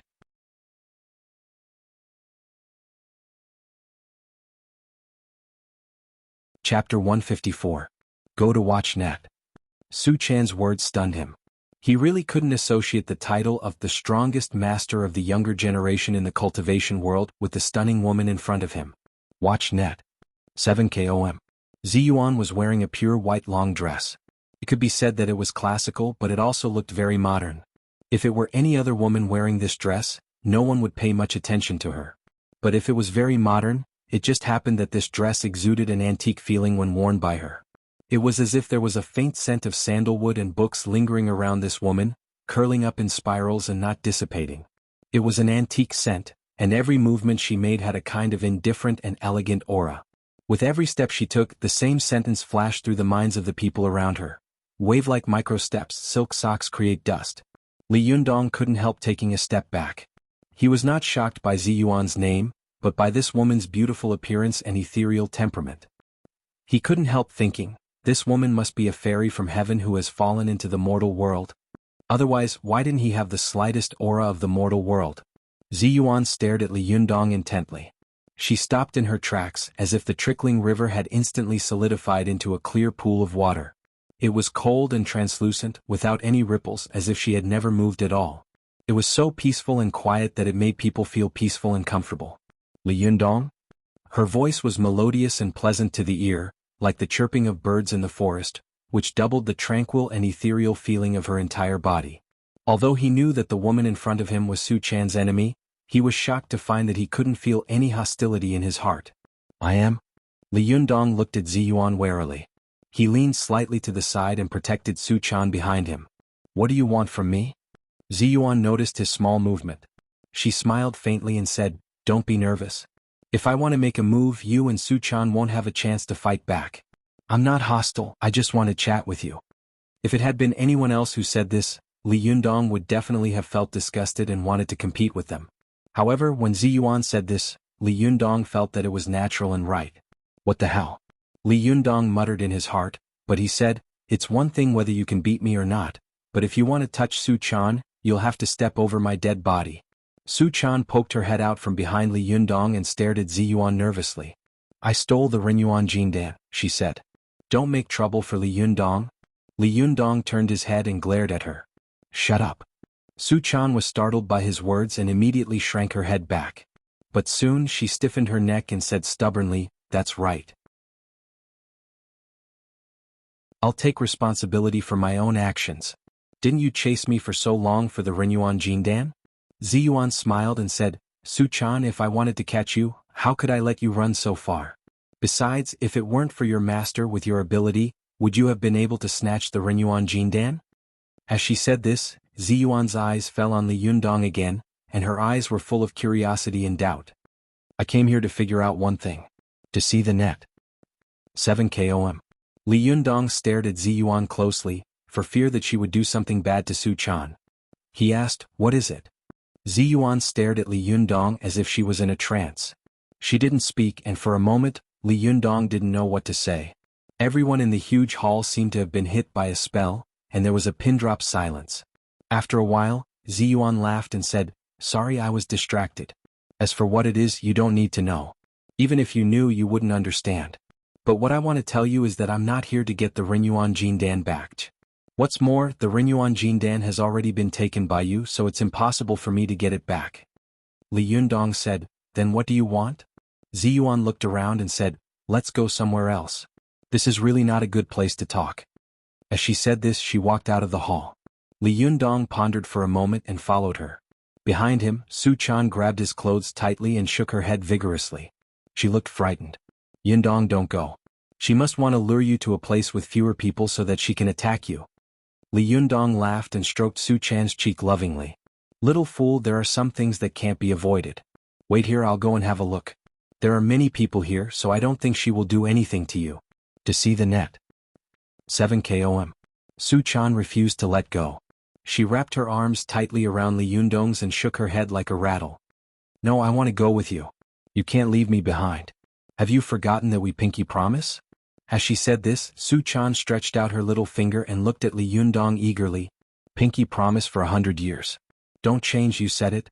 Li Yundong's heart warmed. He stretched out his hand and hooked his finger with the little girl's, saying, You silly girl, if something goes wrong later, don't worry about me. Run away first. Do you hear me? Su Chan nodded hard, but in her heart she said, You want me to run first, but if I run away you won't be by my side. Where can I go? I might as well accompany you to die together. Li Yundong saw the heroic expression on the little girl's face, and he more or less guessed what Su Chan was thinking. He didn't say anything, just smiled and then followed Ziyuan out. Although Ziyuan didn't see Li Yundong walking in front, she was a cultivator with great shintong. With the heavenly eye in the back of her head, she could clearly see what was happening behind her. When she saw Li Yundong and Su Chan's entangled appearance, she sighed in her heart, What a love fool. After leaving the gate of the Xinyuan Hotel, Li Yundong followed Ziyuan for a while and came to the street behind the Xinyuan Hotel. Seeing that there were not many people around, he stopped and said, What do you want from me? Just say it. Ziyuan also stopped and said softly, last time my shimmy came to see you, but you took away the magical item. Can you return it to me now? Your shimmy? Li Yundong was stunned for a moment, but he quickly reacted and said angrily, that crazy woman last time is your shimmy? You want me to return her magical item? No way. I haven't even settled the score with her for hurting Su Chan yet. Ziyuan said with a smile, you also injured her soul and took away her magical item. Isn't that even? You should know that if a cultivator's magical item is taken away, it will be a great shame. It's better to get rid of the enmity than to keep it alive. What do you think? Li Yundong sneered and said, it's not that I deliberately went to take her magical item. It was she who came to us to make trouble. Her magical item was taken away and her soul was injured. That was what she asked for. It has nothing to do with me. Ziyuan said, but humans and demons can't coexist. You have a fox spirit as your companion. As a cultivator, you have the obligation and responsibility to enforce justice on behalf of heaven. Hong Ling's action is understandable. When Li Yundong heard this, he immediately became furious. Bullsh *T bullsh *T. What do you mean by humans and demons can't coexist? Su Chan has never hurt anyone. I like her and she likes me. How is it any of your business that we want to be together? He thought. Are you guys so bored that your balls hurt? They don't have balls. Su Chan whispered from behind Li Yundong. Li Yundong almost burst out laughing when he heard this. He turned his head and glared at Su Chan, making her stick out her bright red tongue. Only then did he turn his face away. Ziyuan didn't seem to see their little movements. She still asked calmly, then what do you want to do for you to return my shimmy's magical item to me? Li Yundong thought for a moment and said, ask her to apologize to me and Su Chan and never harass us again. Then I'll return it to you. Ziyuan thought for a moment and shook her head slightly. With my shimmy's temper she won't apologize. How about this, I apologize on her behalf, okay? Li Yundong was about to open his mouth to speak, but Su Chan, who was behind him, tugged at his clothes and whispered, Yundong, give that magical item back to her. Ziyuan has a very high reputation in the cultivation world. She never apologizes to anyone. It's not easy for her to say such a thing today. Moreover, Jingyi school is very powerful. It's better not to offend them. Li Yundong retorted, does being powerful mean you can oppress others? If you're reasonable you can go anywhere in the world. If you're unreasonable you can't do anything. This matter was originally their fault. They ignored so many unfair things in the world and insisted on meddling in our business. They even said that they were enforcing justice on behalf of heaven. Li Yundong sneered and said to Ziyuan, everyone should be responsible for what they have done. Whoever did something wrong should apologize. What's the point of you apologizing on her behalf? As soon as he finished speaking, Ruan Hongling suddenly appeared beside Ziyuan out of thin air and shouted angrily, Sister Ziyuan, why are you wasting time with such a person? You even want to apologize. Aren't you afraid of losing the face of our Jingyi school's Linggong sect? Besides, I didn't do anything wrong. Why should I apologize? As soon as Li Yundong saw the girl who had injured Su Chan and almost caused him to be separated from her, he suddenly became angry and became bold. He was full of anger and glared at Ruan Hongling fiercely. You're still in the right. Well, if you have any means, just come at me. I want to see what your so-called Jingyi school can do. As he spoke, he rolled up his sleeves and looked like he was ready to fight. Su Chan whispered behind him, Yundong, use the divine thunder talisman. Ziyuan saw that as soon as Ruan Hongling and Li Yundong met, sparks immediately flew in all directions. It was really like when enemies met, their eyes were exceptionally red. She couldn't help but feel a headache. She looked at Ruan Hongling reproachfully and asked, why are you following me? Ruan Hongling said angrily, if I don't follow you, you will lose the face of Jingyi school and our Linggong sect. Ziyuan couldn't help but say angrily, how dare you talk to me like that? Ruan Hongling had lived under Ziyuan's wing for many years and had accumulated a deep prestige. Her heart suddenly trembled and she didn't dare to say another word. She just turned her face away and snorted. Isn't that so? Ziyuan couldn't help but say coldly, if you still regard me as your Shiji, apologize immediately. Don't you want your magical item? Ruan Hongling turned her head abruptly as if she couldn't believe her ears. She cried out in shock and surprise, Sister Ziyuan, are you crazy or possessed? How dare you ask me to apologize to him? What did I do wrong? Ruan Hongling stared at Li Yundong with incomparable hatred and said through gritted teeth, I'll pretend that I never had the magical item. Keep it for yourself. I'd rather die than apologize to you. Li Yundong sneered and was about to speak when suddenly an Audi A6 drove over from the side of the road. The car stopped by the side of the road and the window rolled down. A beautiful woman peeked out from inside. It was Zhou Qin. Zhou Qin looked at Li Yundong, then at Su Chan, Zi Yuan and Ruan Hongling. She asked in confusion, Li Yundong, what are you doing here? /OM/.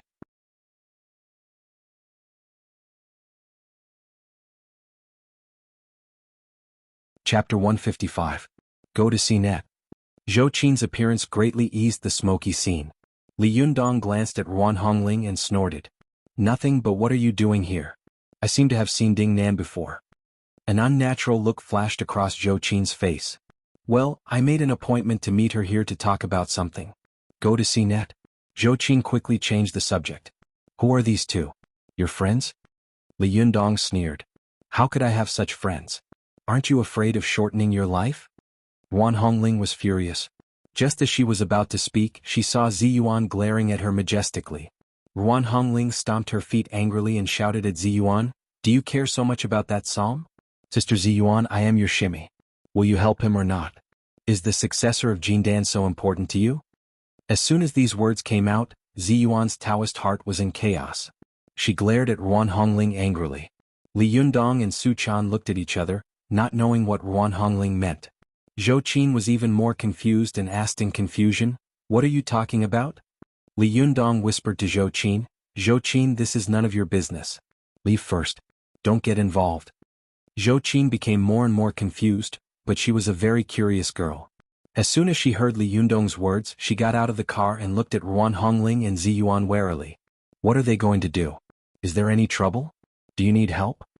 Before Li Yundong could speak, Ruan Hongling shouted at Zhou Qin like a firecracker, get out of here. This is none of your business. Li Yundong was furious. He turned to Ruan Hongling and said, be polite with your words.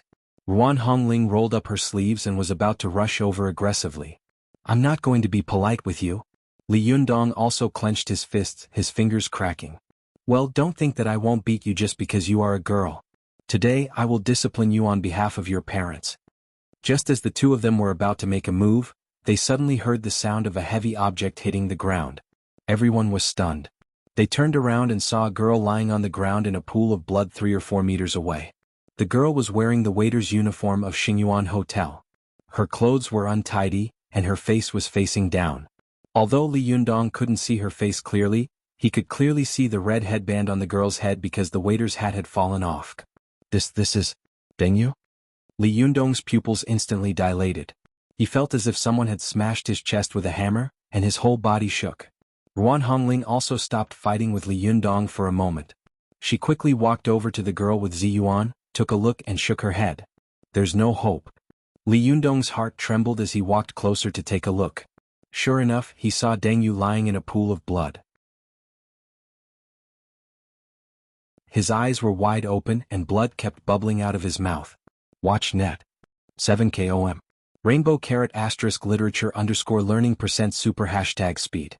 Update. What's going on? Li Yundong only felt that his hair was about to stand on end, and an inexplicable feeling filled his heart, moving and manic. Deng Yu's eyes moved. Before she died, she saw Li Yundong and forced a smile, her lips wriggling. At this moment, Li Yundong seemed to see the cunning smile of the girl in the cafeteria at noon. If I wanted to say something, I wouldn't say it here. There are so many beautiful women here and the pressure is too great. However, now Deng Yu couldn't say it even if she wanted to. Li Yundong's lips trembled. Just as he was about to speak, he suddenly heard a heart-wrenching cry coming from above his head. Everyone immediately looked up. On the balcony of Xingyuan Hotel, a girl was lying on the balcony railing, crying loudly with her hair disheveled. Li Yundong's eyesight was very strong, and he recognized at a glance that the girl was wearing a blue headband. It was Deng Yu's sister Deng Jiao. At this time, a man came out of the room, pulled her up with one hand and looked down. With this, Li Yundong immediately understood something. He was so angry that he seemed to be about to explode. He roared, "Young master he." Although they were separated by 15 floors and 20 to 30 meters, young master he could still clearly feel Li Yundong's boiling murderous intent and his sharp gaze. Li Yundong glared at him from below. It was as if his gaze was real, and it made young master he's heart beat wildly. He didn't dare to look at her anymore. He dragged Deng Jiao into the room and roared like a frightened beast, "Is your sister crazy? Why is she courting death?" Deng Jiao's face was covered in tears. The eyes of this usually shy girl were fierce and resentful like a demon from hell. She stared at young Master He without saying a word. She bit her lips hard with her teeth, and blood flowed down the corner of her mouth. She suddenly roared and pounced on young Master He, biting his forearm tightly.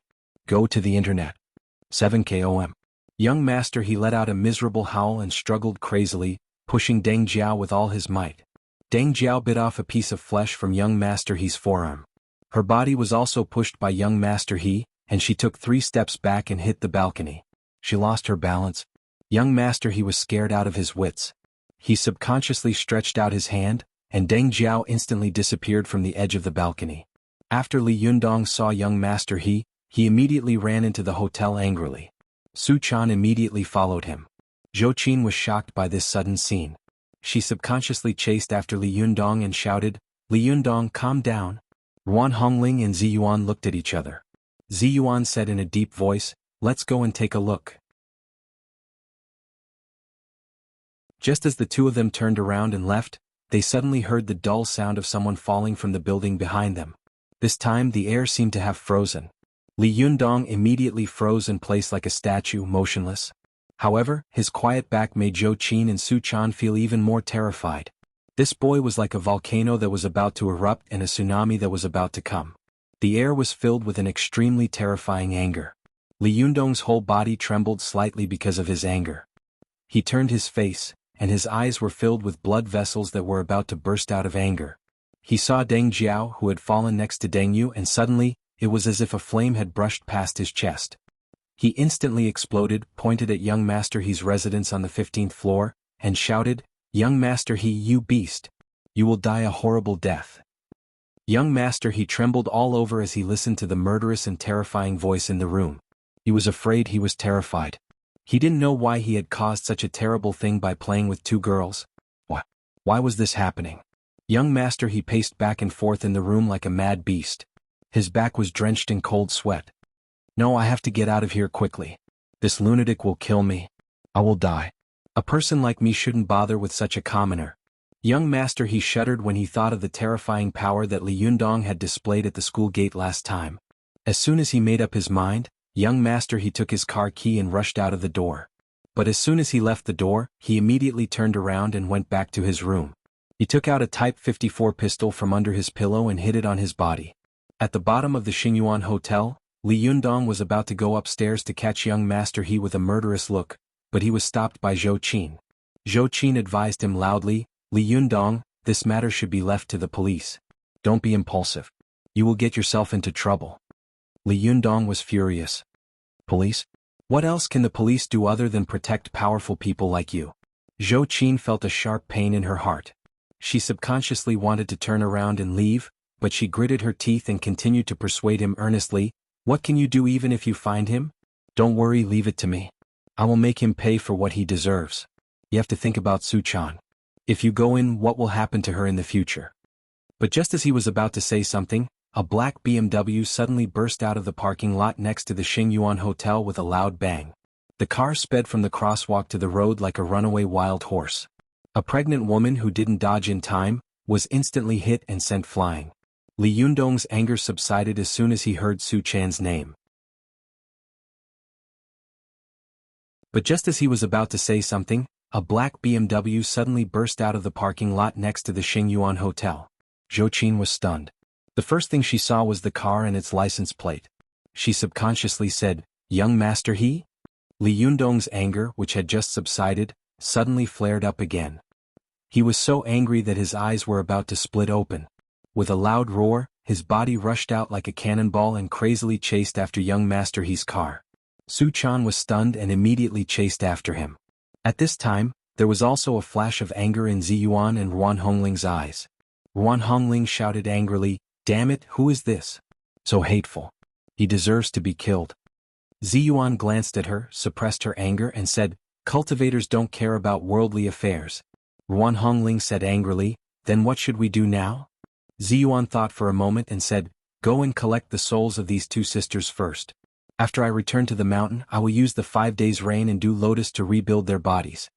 Young master, he drove the BMW and stepped on the accelerator, pressing the horn crazily. He didn't even realize that he had hit someone. In his mind, he only wanted to escape as far away as possible, as far away from Li Yundong as possible. When young master he drove into the main road, he subconsciously looked up at the rearview mirror and immediately saw a figure quickly chasing after him. It didn't matter when he saw it, but young master he was scared out of his wits. He suddenly turned his head back and saw Li Yundong chasing after him with a ferocious expression and a murderous aura. He was like a demon who wanted to take his life. Young master his entire body was trembling. He smacked the horn crazily and urged the car in front of him to move quickly. However, there was a red light in front of him and a long line of cars were parked there. How could he move? Young master he gritted his teeth, stepped on the accelerator and fiercely turned the steering wheel. The car turned into the wrong lane and sped all the way. Li Yundong felt as if there was a ball of fire burning in his chest. It was as if there was a high-speed motor in his body that was crazily transporting qi and blood to his internal organs and 2 thighs. He was like a crazy beast, chasing after the black BMW on the road. Li Yundong's legs were like scissors that were constantly crossing at high speed. Every time he took a step, the ground seemed to tremble. He saw that the black BMW was getting closer and closer, and the anger in his heart grew stronger and stronger. Suddenly, the black BMW made a sharp turn and sped in the opposite direction of the road. Li Yundong jumped to the back of the car that was turning around and reached out to grab it. This claw was really like a steel claw. His 5 fingers forcefully dug into the iron cover of the back cover of the car. With a tearing sound, he forcefully dug out 5 deep fingerprints on the iron cover. When young master he heard the sound coming from behind the car, his heart was beating wildly in fear. He stepped on the accelerator crazily, and a hysterical roar came from the BMW. There was even a puff of smoke coming from the front cover of the car. Li Yundong only felt a huge force pulling him forward. You want to run? Li Yundong roared and sank his qi into his dantian. He lowered his legs and exerted force from his waist. His 5 fingers, which were like steel claws, forcefully tore off the back seat cover of the car like a piece of paper. At this moment, the BMW was like a wild horse that had broken free of its reins and instantly ran away. Li Yundong threw the iron plate on the back of the car to the ground. He didn't care about shocking the world and chased after it with a roar. /OM/.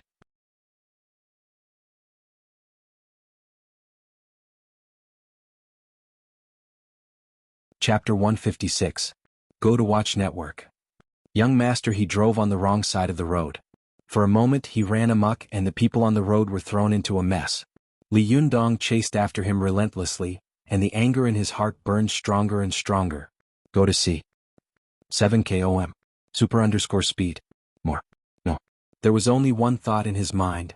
Chase after him, chase after him. Su Chan, who had been following closely behind, looked at Li Yundong's back worriedly. She wanted to persuade him, but she had never seen Li Yundong so angry before. Just as the words she wanted to say were about to come out of her mouth, she couldn't help but swallow them. At this time there were the most people and cars on the road. Young master he couldn't drive fast on the road, so he had no choice but to turn to a route with fewer cars. Unknowingly he drove near Tiannan University. When he drove past Tiannan University and entered a street, an old woman happened to walk out of the alley, pushing a vegetable cart in her hand. Young master he couldn't brake in time, and with a loud bang the person and the cart were sent flying. The car also crashed into the side of the road and stopped. Young master he was so scared that his entire body trembled. Young master he was so scared that his entire body trembled. He propped himself up and wanted to see if the old woman was okay. He saw that the old woman had fallen to the ground and was struggling to stand up. He immediately heaved a sigh of relief and twisted the car key to continue escaping. Suddenly, a young man pounced over from the car door. It was Lu. He angrily smashed his car door. You beast, how do you drive? You hit my mother. As he spoke, he turned his head to look at his mother and shouted, Mom, are you okay? Young master he turned his head and looked back. He saw Li Yundong's small figure chasing after him like a ghost, and it was getting closer and closer. His body trembled and he quickly took out all the money he had on him and threw it out. He shouted in horror, Get out of the way, get out of the way. Lu reached in through the window and grabbed young master his steering wheel tightly. He shouted, So what if you have money? Get out of the car. Don't even think about leaving. Young master, he didn't dare to get out of the car. He watched as Li Yundong, the Demon King, got closer and closer. He became more and more terrified and confused. All of a sudden, young master, his hand swept across a cold, hard object that was stuffed into his waist. His heart was suddenly filled with rage. He pulled out the gun at his waist, pointed it at Lu, and roared, "Get out of my way." Lu was a stubborn man. He roared, "How dare you? Shoot me if you have the guts. Get out of the car. If you don't send my mom to the hospital, don't even think about leaving." Young master, he kept turning around to look behind him. His back was drenched in sweat. His face was distorted as he roared hysterically, "Get out of my way, I'm really going to shoot." Lu also turned his head and followed young master He's gaze. When he saw it, he immediately shouted in surprise and joy, "Benefactor." When young master he heard these two words, his heart sank. These two people were in cahoots. Without any hesitation, he fired 3 consecutive shots at Lu. Lu's body trembled. He turned his head around as if he couldn't believe that the young man before him had the guts to pull the trigger. His body swayed and he looked down at the 3 bloody holes in his chest. His body softly fell to the ground. Watch net. 7 Young master he forcefully pulled Lu's arm away from his car window and started the car with all his might. As soon as he stepped on the accelerator, he saw an old woman pouncing at the front of his car like a madwoman. She bared her fangs and brandished her claws. Her expression was crazy. "Give me back my son, you beast." Young master he was so shocked by the old woman's crazy look that his entire body trembled. He unconsciously exerted force under his feet and the car rushed out with a roar. In an instant, the old woman disappeared in front of the car. Then the car shook and ran over the old woman. "You asked for it, you asked for it." Young master he cursed as if he had gone mad. Li Yundong witnessed all of this from behind. He was so angry that he was about to explode. He wished he could put a pair of wings on himself. But when he ran to the scene of the murder, young master he's car was already more than 10 meters away. Lu had been shot 3 times and could not die immediately. He struggled on the ground and crawled towards his mother. As he crawled, he rubbed the ground with blood. With great difficulty, he crawled in front of his mother and checked her breath with his hand. Immediately, he let out a heart-wrenching cry, "Mom? ****, you deserve to be killed." Li Yundong was beyond angry. The aura all over his body was like a berserk beast as he roared. His 2 legs exerted force and his body instantly soared into the air, forcibly jumping 5 or 6 meters away. Then, after landing like a meteorite, his 2 thighs suddenly kicked fiercely, and his body flew again with a rub. The furious Li Yundong's physical strength had reached an incredible level at this moment. He jumped forward at high speed like the Hulk in the movie. His legs were like 2 powerful steel springs, bouncing Li Yundong into the air and quickly chasing after young master He. Li Yundong's figure was really terrifying during this crazy chase. Fortunately, this road was relatively remote and near the suburbs of the city. After chasing for a while, Li Yundong chased after young master He out of the city. Go to watch net. 7 Seeing that Li Yundong was getting closer and closer, young master He was so shocked that he was flustered. He stepped on the accelerator, but even so, Li Yundong was still getting closer and closer. In a panic, He Xiao leaned over and tried to shoot Li Yundong with his gun. But Zhao Yujin couldn't even hit Li Yundong at close range. He Xiao was driving and was more than 10 meters away, so how could he hit Li Yundong? Li Yundong didn't even dodge. His eyes were burning with anger as he stared straight at young master He's car. His footsteps were getting faster and faster, as if he had installed 2 wind and fire wheels. Young master He fired a few shots in a row but missed. When he pulled the trigger again, there was the sound of an empty chamber.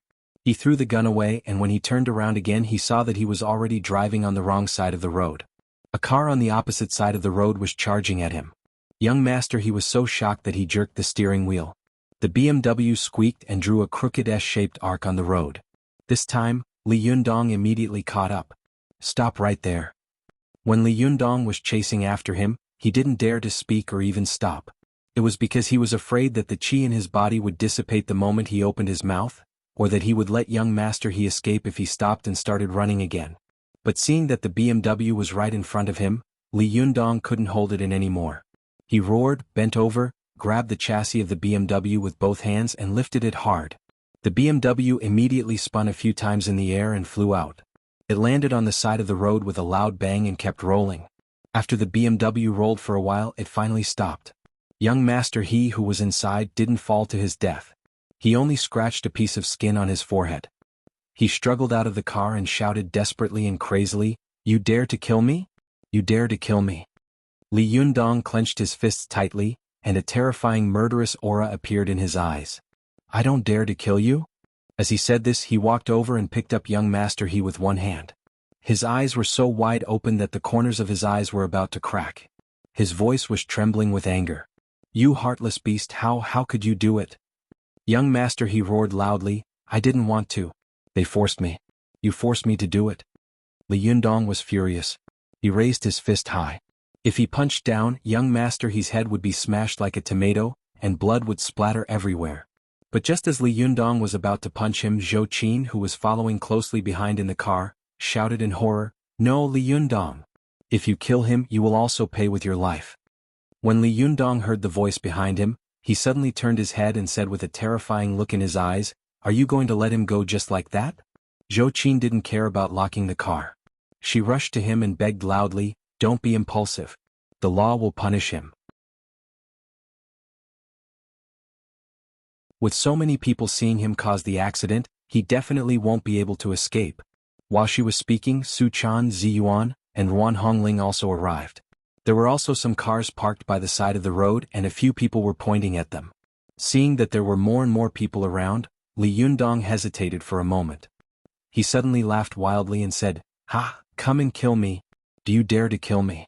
With so many people watching you, if you kill me, where can you go in the future?" Li Yundong was so angry that his whole body was trembling. Zhou Qin also scolded him loudly, "Young Master He, you are so crazy. Do you really think that there is no law in this world that can punish you?" Young Master He jumped up and roared loudly, "Law? What kind of law is the law? Let me tell you, I am the law in Tianan City. I am the law. Who saw me cause the accident? Come out who?" Ruan Hongling had seen everything along the way. Although she had a grudge with Li Yundong, she couldn't help but say angrily, "You have done so many evil things. Aren't you afraid of being struck by lightning?" Struck by lightning? Young Master He was stunned for a moment when he heard this, but then he covered his stomach and laughed out loud, as if he had heard the funniest joke in the world. "Struck by lightning. Hee ha ha. I'm dying of laughter." Young Master He laughed wildly. He pointed to the sky and roared, "God, I have done many evil things. Come and strike me to death." Young Master He's arrogant voice spread far away, but the world was as calm as usual. There was no movement at all, only young Master He's wild laughter continued to ring out. Heaven was heartless and treated all living things as dogs. There were so many evil people in the world, but no one had ever seen God strike one to death. Everyone understood this, but everyone hoped that a bolt of lightning would fall from the sky and strike this beast to death. Ruan Hongling was so angry that she gritted her teeth. Just as she was about to step forward, she was stopped by Ziyuan and said coldly, "Stop. Have you forgotten the commandment that cultivators can't attack mortals?" Ruan Hongling was so angry that her lungs were about to explode. She shouted angrily, "Don't be complacent. Sooner or later, God will take you away." Young Master He laughed even more wildly and said, "God will take me away? Ah, God, I beg of you, please come and take me." Young Master He shouted like a hysterical madman for a while, but the sky was still calm as usual. Young Master He laughed wildly and said, "Did you see that? God won't care about you people. God won't take me away." Li Yundong couldn't help it anymore. He shouted, "If God doesn't take you away, I will, /om/."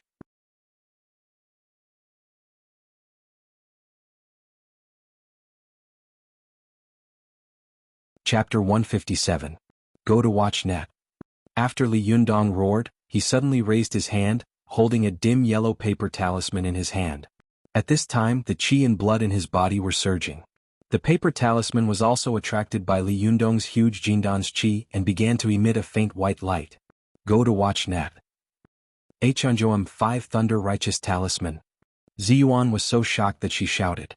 At this moment she thought of the saying, "Once the Jindan appears, the mortal world is settled, and the thunder first rings, revealing the truth." Is this the truth of the psalm? Ziyuan's mind was buzzing. She calmed down a little and couldn't help shouting, "Li Yundong, cultivators can't attack mortals." Li Yundong turned his head angrily and roared, "What bullsh*t rule?" Ziyuan shouted, "For thousands of years, cultivators can't use magic on mortals. This is the iron law of the cultivation world. Those who violate it will suffer divine punishment. Li Yundong couldn't help laughing angrily. Haha, those who really do evil don't have to suffer divine punishment, but those who enforce justice on behalf of heaven have to suffer divine punishment? What kind of F***king rule is this? Although Ruan Hongling had a grudge against Li Yundong, she couldn't help but advise him loudly, heaven and earth have their own karma. If cultivators use magic to hurt mortals, they will attract divine punishment. Their souls will be shattered and they will not be able to reincarnate. Ziyuan said in a deep voice, this iron law can't be broken by you. Stop. Li Yundong said angrily, I'm not a cultivator. I don't care about this **T rule. Ziyuan also said angrily, as the successor of Jin Dan, you are only one step away from the Zhuji phase. How can you not be a cultivator? As long as the 5 Thunder Righteous Talisman in your hand is released, it will immediately violate the law of heaven and bring great shock and destruction to the cultivation world. As a cultivator, I absolutely can't tolerate such a thing happening. Li Yundong couldn't help but fly into a rage. He pointed at Ziyuan and scolded, I saw that you looked like a fairy, but I didn't expect you to be so cruel and cold-blooded. Tell me, what are you cultivating for? To become an immortal tortoise? As he said this, he pointed at Ruan Hongling and cursed, and you don't deal with such scumbags in the world. You only know how to make trouble for me and Su Chan. Is this what you call a decent sect? Is this what you call a righteous person? Li Yundong's angry roar echoed in everyone's ears like rolling thunder, shaking the hearts of everyone here. Watch net. Super_speed. More. Nude cultivation. What are you cultivating for? After witnessing such a thing with your own eyes, how can you turn around and walk away? What's the difference between you and beasts? Li Yundong spat on the ground.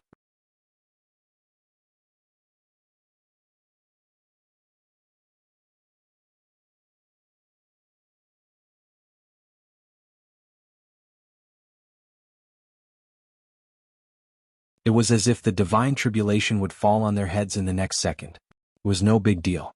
/OM/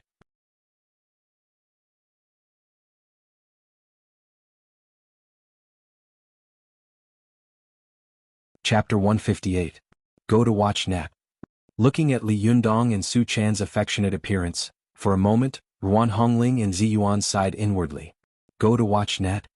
Regardless of whether they have violated the taboo between them, at least the feelings between them are deep. Ziyuan sighed slightly in her heart. Zhou Qin was in a daze. She suddenly found that the boy in front of her and the girl in front of her were so strange. She thought that she had gotten closer to Li Yundong and understood this boy more and more, but in the end she found that she knew nothing about this boy. In the past, Guan Yunchang, the sage of martial arts, killed the bully in a rage when he saw the bully bullying the villagers.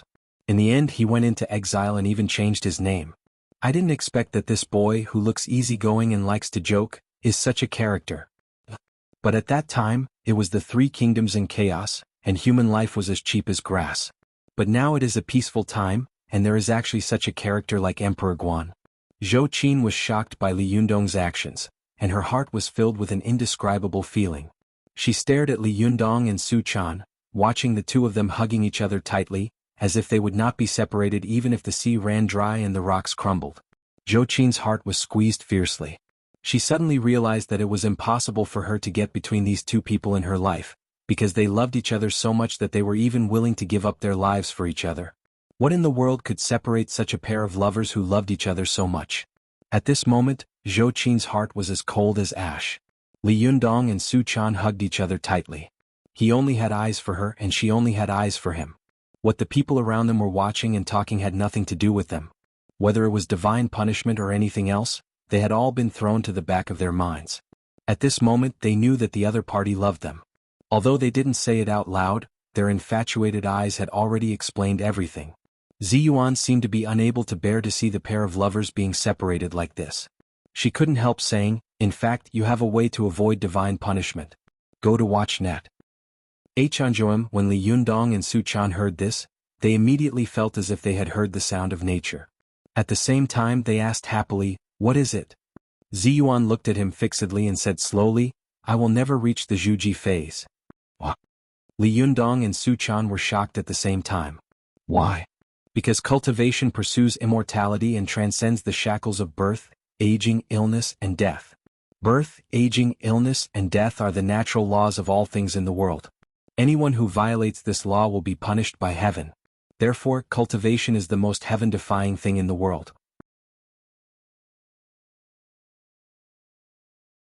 When the accumulated energy of a cultivator reaches a certain level, it will naturally attract the heavenly thunder. This principle is the same as the taller a building is, the easier it is to be struck by lightning. Li Yundong suddenly understood and said, "If I don't cultivate and don't build the foundation, I will never attract heavenly thunder?" Ziyuan's eyes flashed with admiration. She nodded and said, "That's exactly what I mean. If you don't build your foundation, the heavenly lightning won't be able to find your aura and naturally won't strike you. But once you build your foundation, it will be equivalent to building a tall building on flat ground. The heavenly lightning will naturally have a target." Li Yundong asked in confusion, "Doesn't that mean that there are cultivators who are proficient in qi cultivating who use talismans to kill people without building their foundation? That way they can endlessly avoid divine punishment?" Ziyuan said lightly, "There are loopholes in any commandment or rule, let alone such a vast world. If the world is really strict and there are no loopholes, how can we cultivators become immortals?" As she spoke, Ziyuan glanced at Li Yundong and said meaningfully, "However, once you set foot on the road of cultivation, it will be difficult for you to resist the desire and impulse to build your foundation. You have to understand that before and after the Zhuji phase are completely different. Before the Zhuji phase, you are just an ordinary person who is a little stronger than a mortal. But once you succeed in building your foundation, you will be a future immortal.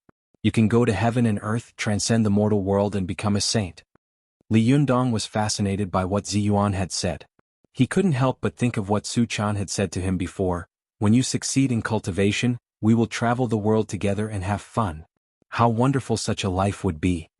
Su Chan held Li Yundong's arm worriedly, for fear that he would make up his mind to build his foundation and seek his own death. She begged in a sad voice, "Yundong, it's okay if we don't build our foundation. We can hide in a place where no one can find us and live happily together. Let's go to the internet." 7K, Hong, Om Li Yundong suddenly smiled and said, "Then I'll be a virgin for the rest of my life, and you'll also be a virgin for the rest of your life?" Su Chan couldn't help blushing, and the bitterness in her heart dissipated a lot because of Li Yundong's teasing. She said angrily, "You're so annoying. What nonsense are you talking about?" Her angry and happy appearance only moved the heart of a peerless beauty like Ziyuan. She couldn't help but sigh, "What a pitiful little fairy. No wonder Li Yundong is so obsessed with her." Ziyuan pitied the true feelings of the two of them and couldn't help but say, "As long as you don't build your foundation, at least you can live your next life in peace." But don't think about cultivation for the rest of your life. Su Chan's heart tightened. She took Li Yundong's arm and tried to persuade him again, "Yundong, let's not build our foundation, okay? I'm so afraid that after you succeed you wilt." Before she could finish her words, she suddenly heard a cold snort. The people of the Jingyi school really only know how to come up with bad ideas. After so many years, you still haven't made any progress. Everyone was stunned and looked towards the direction of the voice, only to see a 3-feet-long green peak sword flying across the sky with a swoosh in the distance, emitting a faint white light. On the sword stood a graceful and elegant woman with long hair that reached her waist and a skirt that fluttered in the wind. As soon as Ziyuan saw the woman, her body suddenly trembled and she couldn't help whispering, "The 3-feet-long sword is cold and the hair is green. She is a romantic, and her heart has been haunted for several lives." Ruan Hongling widened her eyes and looked at the cold woman in front of her. She cried out involuntarily, "Sword immortal?" As she spoke, she turned her head and asked Ziyuan in confusion, "Sister Ziyuan, what are you talking about?" Ziyuan's eyes were fixed on the woman, and her eyes suddenly became extremely distant and sad. "Do you still remember a line of poetry that Master once carved with a sword on the wind dust stone?" Ruan Hongling's eyes widened and she stammered, You mean?" Ziyuan's eyes fell on the long sword under the woman's feet. She sighed faintly and said, "Don't you think this sword is very familiar?" Ruan Hongling stared at the sword for a while with her eyes wide open. Suddenly she shouted in surprise, "This is Bahuang. This is Master's sword. How could it be in her hand? Is she?" Ziyuan and Ruan Hongling stared at the woman. For a moment, it was as if they had seen an incredible person. They were so shocked that they couldn't speak. However, the woman didn't look at them. She just glanced at them as if she didn't take them seriously at all. Instead, she just looked at Li Yundong seriously and then looked at Su Chan sternly. Su Chan also stared at her with her eyes wide open. Her face was full of surprise, joy, and fear. She cried out involuntarily, "Master?" Almost at the same time, Ruan Hongling also cried out involuntarily, "You are the seven-tailed fox spirit of the Fox Zen School Ao Wushuang? You're not dead?" Li Yundong was stunned. Ao Wushuang? Why was the name so cocky? However, she is the little girl's master and the little girl is so powerful. She must be very arrogant, right? Li Yundong looked at the woman who had flown over on the sword seriously. He saw that the woman was extremely beautiful, even more so than Su Chan. She had a perfect oval face, small and enchanting. Her lips were like vermilion and her skin was white as snow. The corners of her eyes were slightly raised, making her look proud and indifferent. However, there was a vermilion beauty mole between her eyebrows, which made her incomparably cold and elegant face lively, bright, and charming. Li Yundong had seen the bright and lovely Su Chan, the dignified and generous Zhou Qin, the coquettish and sexy Chao Kefi, and the otherworldly beauty of Zi Yuan. When he saw Ao Wushuang again, he felt that the visual impact of this woman was the strongest. She clearly had a cold and arrogant face, but when ordinary people saw her, they felt that she was romantic and charming. Her eyes were obviously cold and vicissitudes of life, but they made people feel that she would smile sweetly at any time and steal their souls. "Is this your master?" Li Yundong couldn't help turning to look at Su Chan. Su Chan hid behind Li Yundong with some fear and nodded slightly. "Yes, this is my master. She must have come to find me." When Ao Wushuang heard her words, she sneered and said, "Do you still remember me as your master? Look at how much trouble you've caused in the mortal world." Li Yundong couldn't bear to hear others scolding his girl, even if this person was Su Chan's master. He blocked Su Chan with his body and said loudly, "She is very obedient and didn't cause any trouble. I caused the trouble here." Ao Wushuang looked Li Yundong up and down, snorted coldly, and her eyes were full of disdain. "What's the difference between what you did and what she did?" Li Yundong said loudly, "I will bear the consequences of my own actions. Of course, I will bear the consequences myself. It has nothing to do with Su Chan. Don't always involve her." Su Chan hid behind Li Yundong timidly. She was moved and sad at the same time. She couldn't help poking her head out and saying loudly, "No, this is the trouble I caused. Master, please punish me." The way the two of them were trying to exonerate each other made Ao Wushuang's eyes flash with a sad look, but she quickly regained her indifference. "Can you two solve the problem by pushing it back and forth like this?"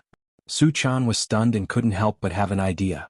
She shouted with joy, "Master, you have a way to help Li Yundong get through the heavenly tribulation, right? You must have a way, right?" Su Chan thought of her master's extraordinary ability. She was so powerful that she must have a way to help Li Yundong resolve the heavenly tribulation. The more she thought about it, the more excited she became. She couldn't help jumping out of Li Yundong's side and quickly running to Ao Wushuang's side. She pulled her sleeve and said sadly, "Master, you must have a way. Please help Yundong. You can punish me in any way you want." Ao Wushuang was silent for a long time before she snorted coldly. "Are you so sure that I have a way?" Su Chan said anxiously, "Master, your magic is so powerful. There must be a way, right? /om/.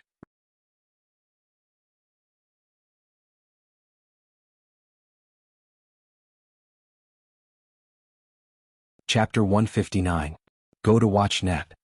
Ao Wushuang looked at the anxious Su Chan and sighed slightly in her heart, but her face was still as cold as frost. She snorted and said, "Do you really think I'm an immortal? Do you really believe me when I say I have a way?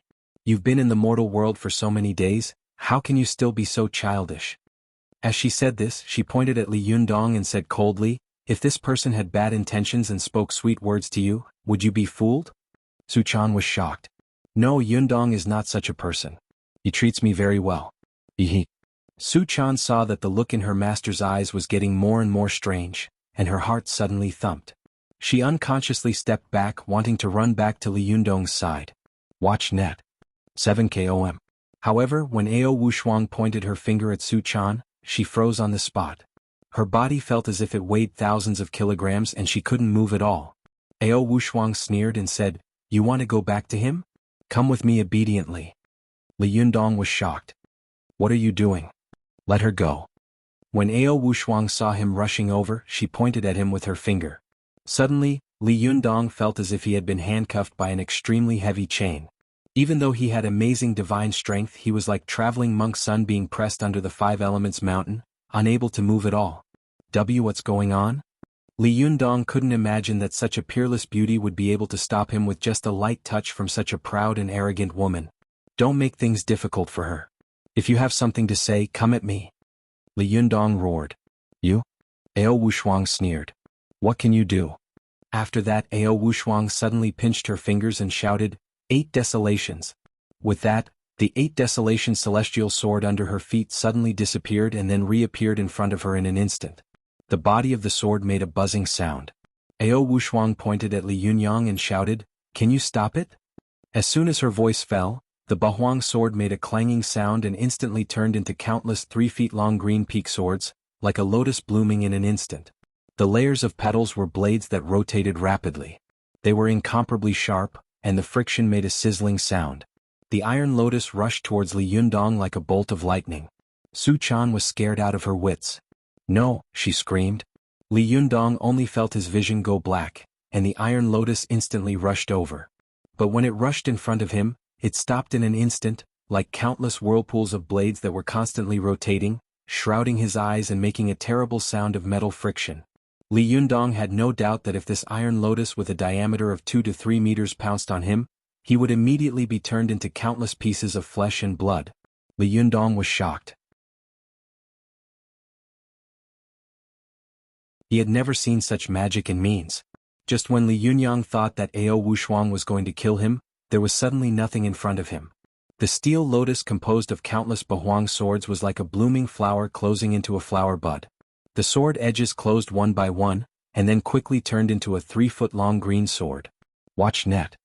The green sword paused in front of Li Yundong for a moment, allowing him to clearly see the 2 antique seal scripts engraved on it, Bahuang. Then the Bahuang sword disappeared in an instant and returned to Ao Wushuang's feet in an instant. Ao Wushuang said proudly, What do you think? Li Yundong sneered and said loudly without changing his expression, Do you think you can scare me like this? If you have the ability, kill me. Otherwise, even if I die, I will die with Su Chan. Ao Wushuang suddenly became furious. She raised her hand and countless green vines suddenly grew out of Li Yundong's feet, entangling him tightly. At first, these green vines were only as thick as a little finger. They grew from Li Yundong's feet and climbed all the way up his calves. Soon, when they climbed to his thighs, they became as thick as a thumb. When they climbed to his waist, they had grown as thick as a forearm. When they reached his chest, they were as thick as a thigh. Ruan Hongling and Ziyuan watched in shock as the green vine grew wildly into the sky. In an instant, it entangled Li Yundong. They knew that as long as Ao Wushuang thought about it, Li Yundong would be strangled to death. But soon Ao Wushuang pointed at the green vine again. In an instant, a flame ignited on the tip of her finger, and then the green vine began to burn. Li Yundong, who was bound by the vines, felt that he was suffocated by the tight vines. Just as he was about to shout, he suddenly felt a burning pain coming from all around him. Is this woman going to burn me to death? Li Yundong was shocked. This is not a good way to die. But just as he was about to be burned to death, the green vines around him suddenly burst open, and the flames attached to the green vines splashed everywhere. Go to CNET. 7KOM. Colorful * rainbow * literature _learning % super #speed. Before Li Yundong could take a breath, he suddenly felt that the sky had suddenly darkened. He looked up subconsciously and saw a huge rock coming at him. In the blink of an eye, it was over his head. Just as a trace of fear flashed in Li Yundong's eyes, the huge rock suddenly stopped an inch above his head with a loud bang.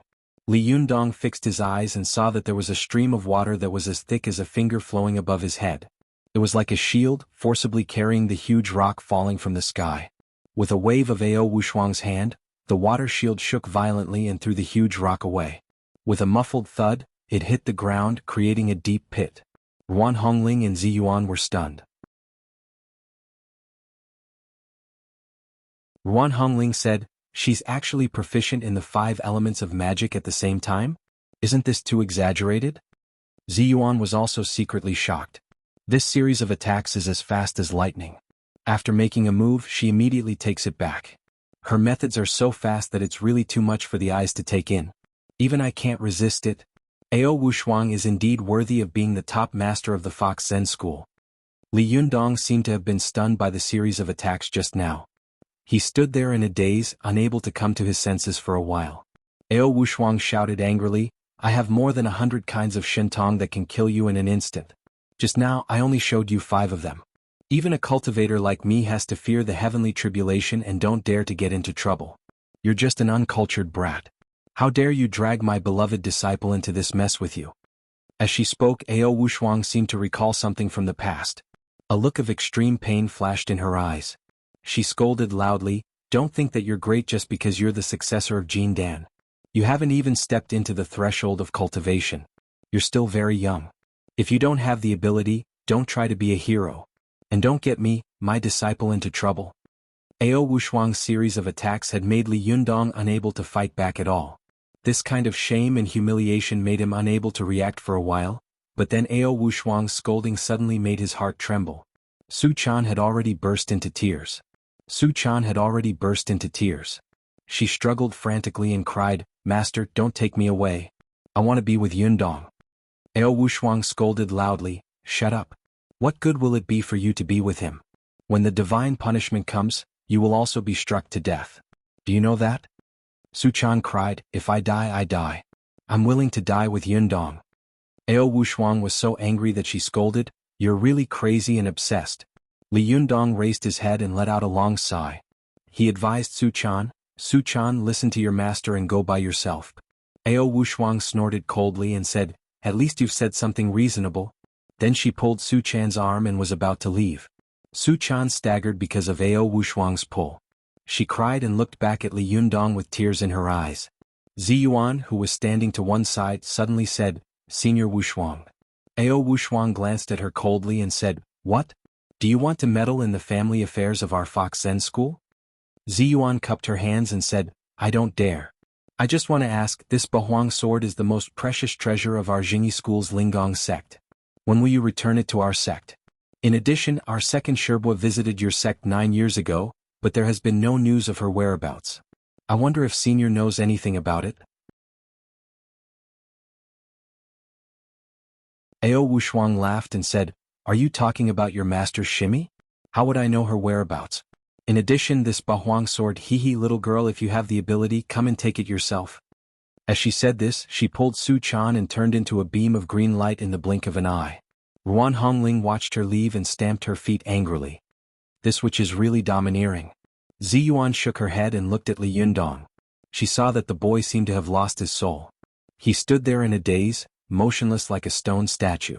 Although Ruan Hongling had had friction with Li Yundong before, she still couldn't bear to see him like this. She felt sour in her heart. She nudged Ziyuan with her elbow and whispered, Sister Ziyuan Heek. Ziyuan shook her head and said, everything is predestined. As she spoke, she suddenly thought of something and quickly said to Ruan Hongling, there must have been a lot of secular mortals who saw this scene just now. Hurry up and deal with it. Ruan Hongling was also shocked. She looked around and saw that the people who had been pointing at them had fallen to the ground.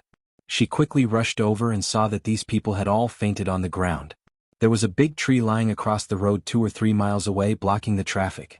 Only then did Ruan Hongling feel convinced. Ao Wushuang's magical power is amazing, but it's really rare to see such a meticulous mind. Ao Wushuang took Su Chan and flew more than 10 miles away.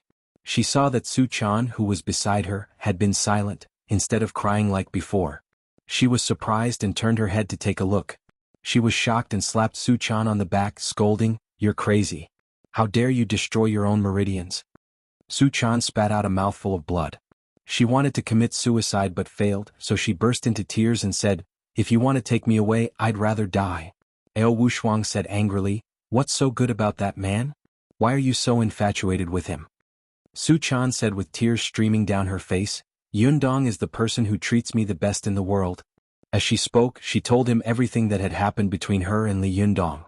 Even the trivial things like her playing behind his back and Li Yundong buying her an ice cream were all clearly told. The more she spoke, the more Su Chan cried. After that, she cried loudly and said, after I left him last time, I felt that although the world was big, there was no place for me to go. Although there were many people in the world, there was no one worthy of my love. When I was by his side, I felt happy. Even if I drank a glass of cold water, I would feel sweet and warm. When I wasn't by his side, I felt that the sky was going to collapse and the earth was going to sink. There was no longer any joy in this world. Ao Wushuang was stunned when she heard this. She seemed to remember her own sad things and couldn't help but cry slowly. She hugged Su Chan and sighed in a trembling voice. "Silly girl, didn't I tell you that the most bitter thing in the world is love? Your master has suffered a lot in his life. Why do you want to repeat my mistakes?" Su Chan wiped away her tears and said in a sad voice, "Love is bitter, but if you taste the sweetness in it, you will understand that the sweetest thing in the world is love. In order to taste the sweetness in it, no matter how much pain you suffer, it is worth it." As she said this, Su Chan took Ao Wushuang's hand and begged bitterly, "Master, I beg you, let me go back to Yundong. Without him I really can't live." Ao Wushuang let out a long sigh and stroked Su Chan's hair lovingly. "Silly girl, do you really think I want to take you away from him?" When Su Chan heard this, it seemed that there was a turning point. She was immediately surprised and happy. "Master, what do you mean, /om/?"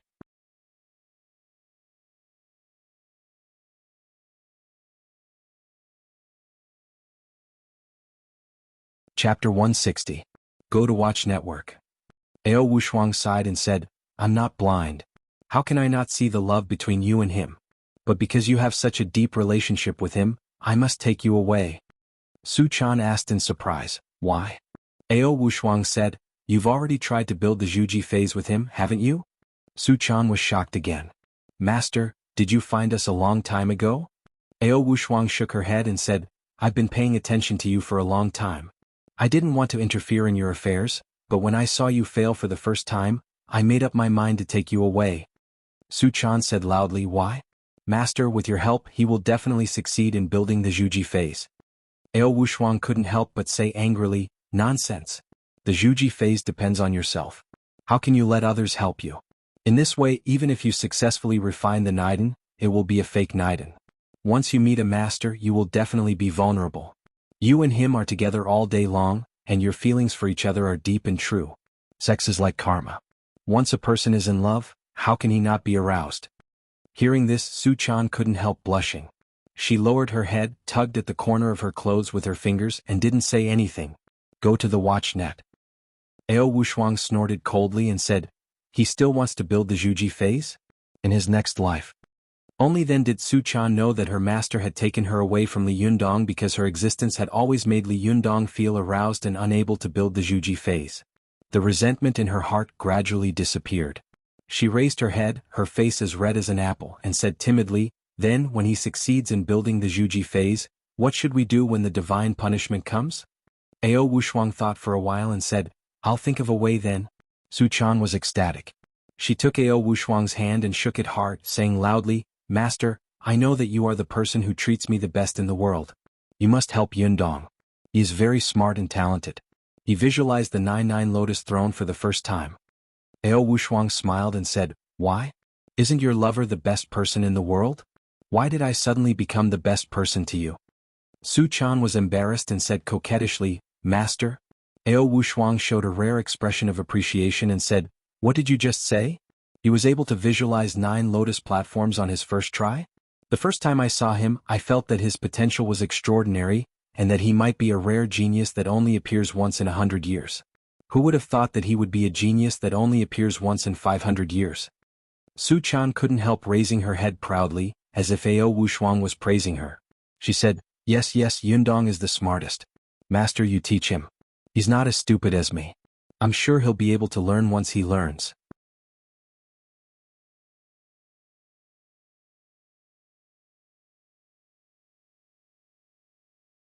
His whole body was empty and he had no strength at all. His 3 souls and 7 spirits were not in his body, and he was like a walking corpse. But suddenly he saw a beam of cyan light fly back in the blink of an eye. A beautiful girl with a sweet smile stood in front of him and looked at him with a smile. Li Yundong took a closer look. Who else could it be but Su Chan? At this moment, Li Yundong felt as if he had come back to his senses. His previously empty chest was suddenly full, and his heart was so happy that it seemed to explode. He said in a trembling voice, "Girl, you're back?" Su Chan had originally come to see Li Yundong with joy, but when she saw Li Yundong's appearance she suddenly felt sad. She couldn't help crying and throwing herself into Li Yundong's arms. "Master, I missed you. Why did you come back?" Li Yundong hugged Su Chan tightly and tears welled up in his eyes. He wiped them away and said with a smile. The two of them held hands and looked at each other with tears in their eyes, crying and laughing at the same time. Su Chan wiped away her tears and also smiled. "My master asked me to come back." Li Yundong seemed to be unable to believe his ears. He was surprised and happy. "Your master? She won't take you away?" Su Chan shook her head and told Li Yundong what Ao Wushuang had told her before. Then she looked at Li Yundong in a daze and said, "Yundong, I'm not here. You can focus on the Zhuji phase by yourself. When you succeed in the Zhuji phase and get through the thunder tribulation, I'll come to find you." Li Yundong couldn't help but let out a long sigh. "Your master is right. I'm still too weak. I'm so weak that I can't even protect myself. How can I protect you?" Su Chan said loudly, "Although you are weak now, you will definitely be a first-class master in the world in the future." Li Yundong was moved and nodded hard. "Well, I will definitely work hard." The two of them looked at each other and smiled. Neither of them talked about how to get through the heavens tribulation after the Zhuji phase. It was as if once they reached the Zhuji phase, the heavens tribulation would not be a problem. Su Chan nestled in Li Yundong's arms and greedily sniffed his scent. After a while she remembered something. She took out the 7 treasures brocade pouch she carried with her and patted it. In the blink of an eye, the 7 treasures brocade pouch emitted a burst of colorful light, which was so dazzling that Li Yundong subconsciously covered his eyes with his hands. But after the light disappeared, Li Yundong saw that Su Chan was holding a large black iron fan that was nearly as tall as a person. The fan was black all over and seemed to be made of iron. It was about 1.6 meters long, and each fan blade was nearly 10 centimeters long. A person with small hands would not be able to hold it with one hand. Su Chan held the big iron fan and handed it to Li Yundong. She said, "Yundong, this is for you.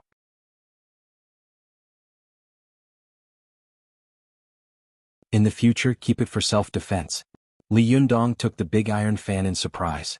As soon as he held it in his hand suddenly sank. He was shocked. "So heavy?" Su Chan said seriously, "This is a magical item passed down by the founder of our Fox Zen school, the Rock Fox. It's called the Fan of 7 Treasures. In the past, our founder, the Rock Ancestor, relied on this powerful magical weapon to defeat countless experts." Li Yunyang looked at the treasured fan and saw that there were countless golden Sanskrit characters engraved on the surface of the iron fan. He was shocked and suddenly remembered that the immovable Wisdom King with 3 heads and 6 arms was holding a magical item in his hand. Wasn't it this treasured fan? Seeing that Li Yundong was in a daze, Su Chan thought that he was embarrassed to accept such a powerful magical item, so she said anxiously, "You are strong, so it's convenient for you to use. There are many women in our Fox Zen school, so we can't use it. So it's a waste for us to keep it. It's useful for you to take it." Li Yundong came to his senses, nodded and said, "Then I won't stand on ceremony." Seeing that he had accepted it, Su Chan immediately beamed with joy. "Why are you being so polite to me?" Li Yundong also smiled and said, "Yes, my girl's things are also my things, aren't they?" Su Chan suddenly thought of something and said coquettishly, "No, my piggy bank is still mine. You can't touch it when I'm not here." Li Yundong thought of the past and couldn't help laughing. Okay, I won't touch it. When you put the key in, did you expect that you would be away for a while? Were you afraid that I would steal your money?" Su Chan wanted to laugh when she heard this, but when she thought that she would be away from Li Yundong for a period of time, she felt sad. She pouted and couldn't help tearing up again. "I don't want to be away from you for even a second." Li Yundong also forced a smile and said, "It's okay. It won't be long. Maybe I'll come to see you in a few days."